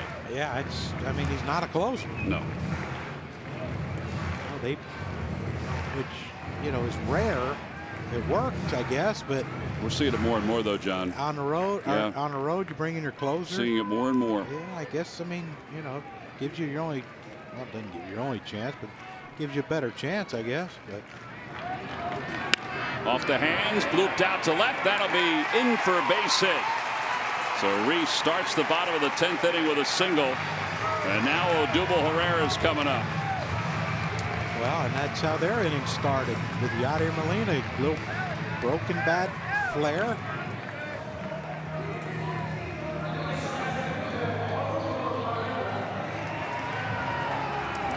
Odubel tonight is 2 for 4. 3-run home run in the 1st inning, ground out in the 2nd, single in the 5th, the bullet to right against that guy right there, Miles Michaelis, who went 5 innings and allowed the 4 runs.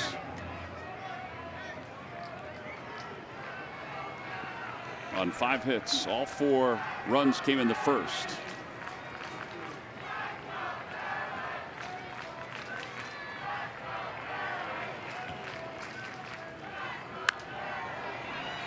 And 1, a little over anxious for Odubel. Here's the 1st inning with Odubel with the home run. I didn't think it was going to be high enough, but it just kept carrying and carrying. And we talked about it this wind. The ball is carrying really well tonight.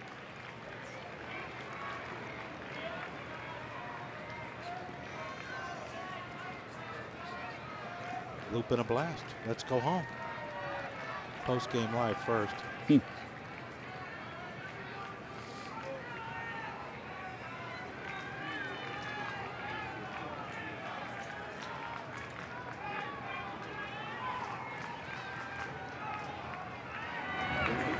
Little tapper. Bowman looks at second, throws to first. Safe at first base is Odubel. Let's hope it holds up. He should have run through the bag. He should not have slid head first. He should have just kept on going. Feet on the bag.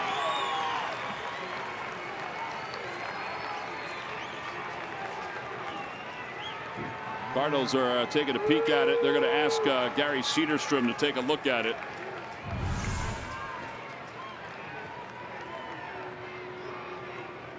Yeah, he's out.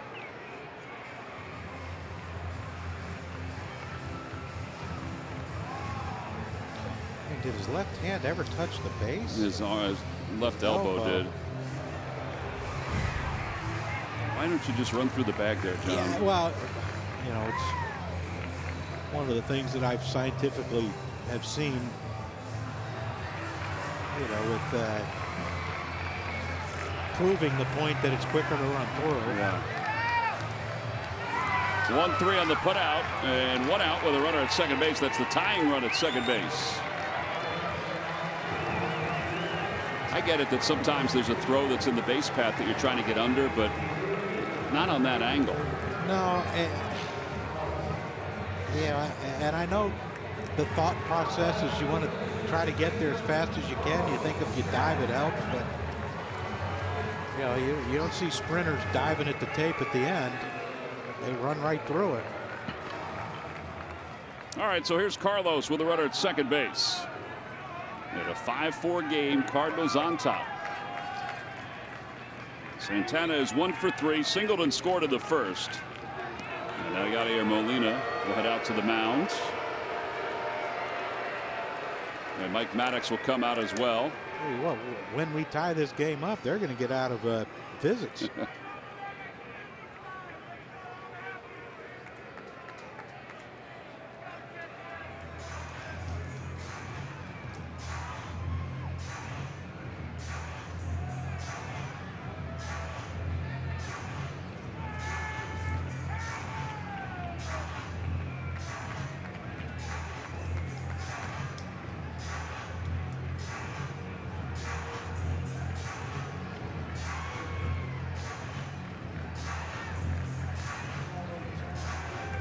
They're going to walk Santana intentionally to face Jesmuel Valentin.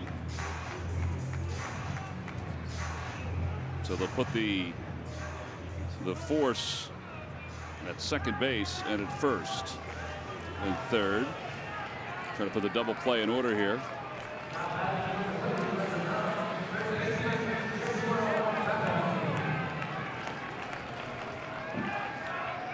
Putting a go-ahead run on the winning run on first. Yeah, I think it's a young hitter. Yep, maybe over anxious. You got a guy at Bowman who gets ground balls, and you got a guy behind Valentin who's struggling. First pitch outside, 1 ball and no strikes.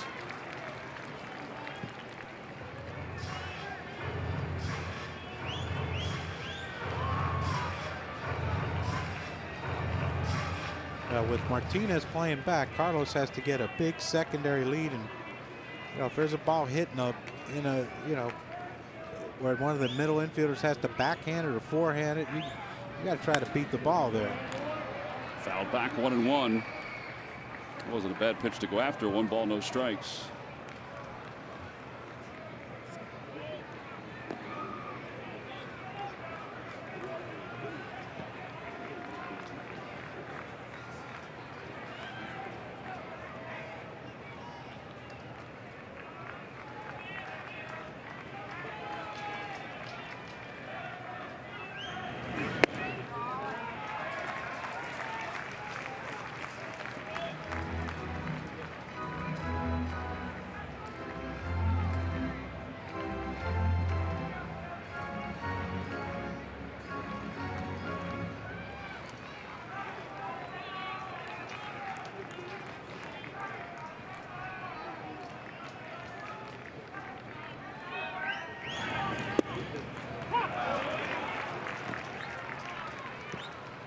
Two balls and 2 strikes.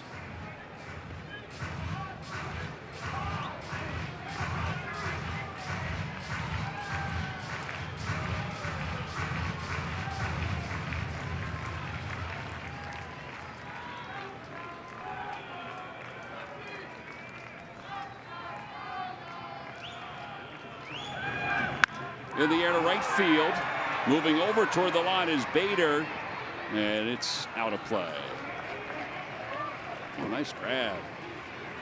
Nice grab by that little lady. She brought her glove, John. She had concentration. Off the railing, picked it. Takes complete and utter focus.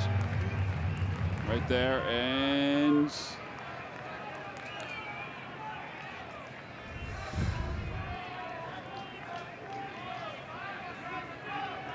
2-2. Here's where Bowman, if he can throw something off speed down and away. Got to be conscious if you're Valentin not to roll over that pitch and hit a grounder to second.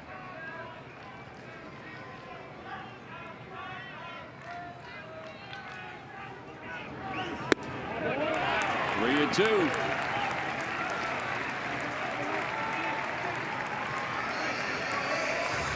Molina just asked Eric Cooper, I think, where that pitch was. Looked like it was up, didn't it? It did look like it was up.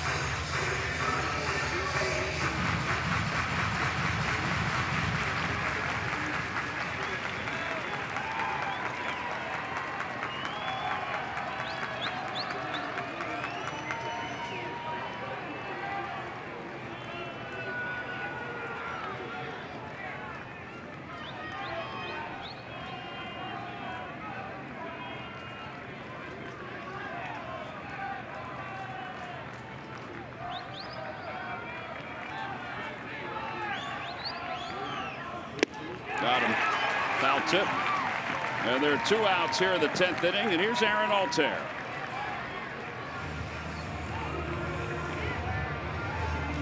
How about time one right here, Aaron?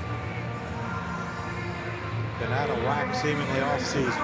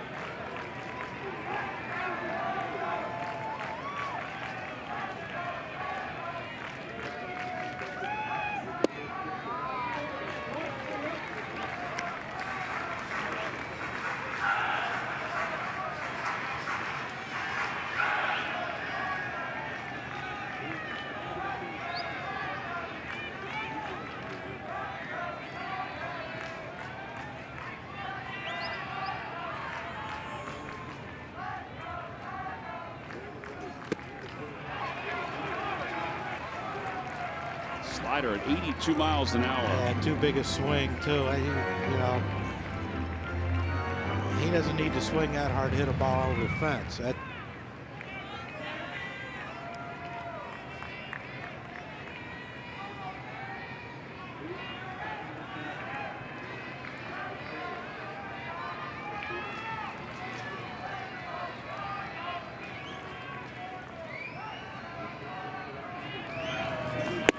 inside.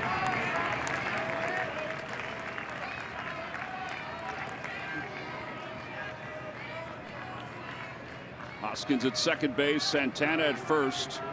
Reese began the inning with a leadoff single.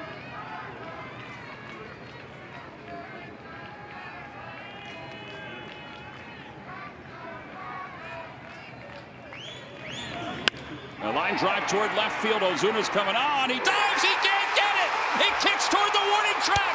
1 run is in. Santana's going to score. The Phils will win the ball game. 6-5 in the bottom of the 10th inning on a poor decision by Marcell Ozuna. He left the gate open and the Phillies kicked it in.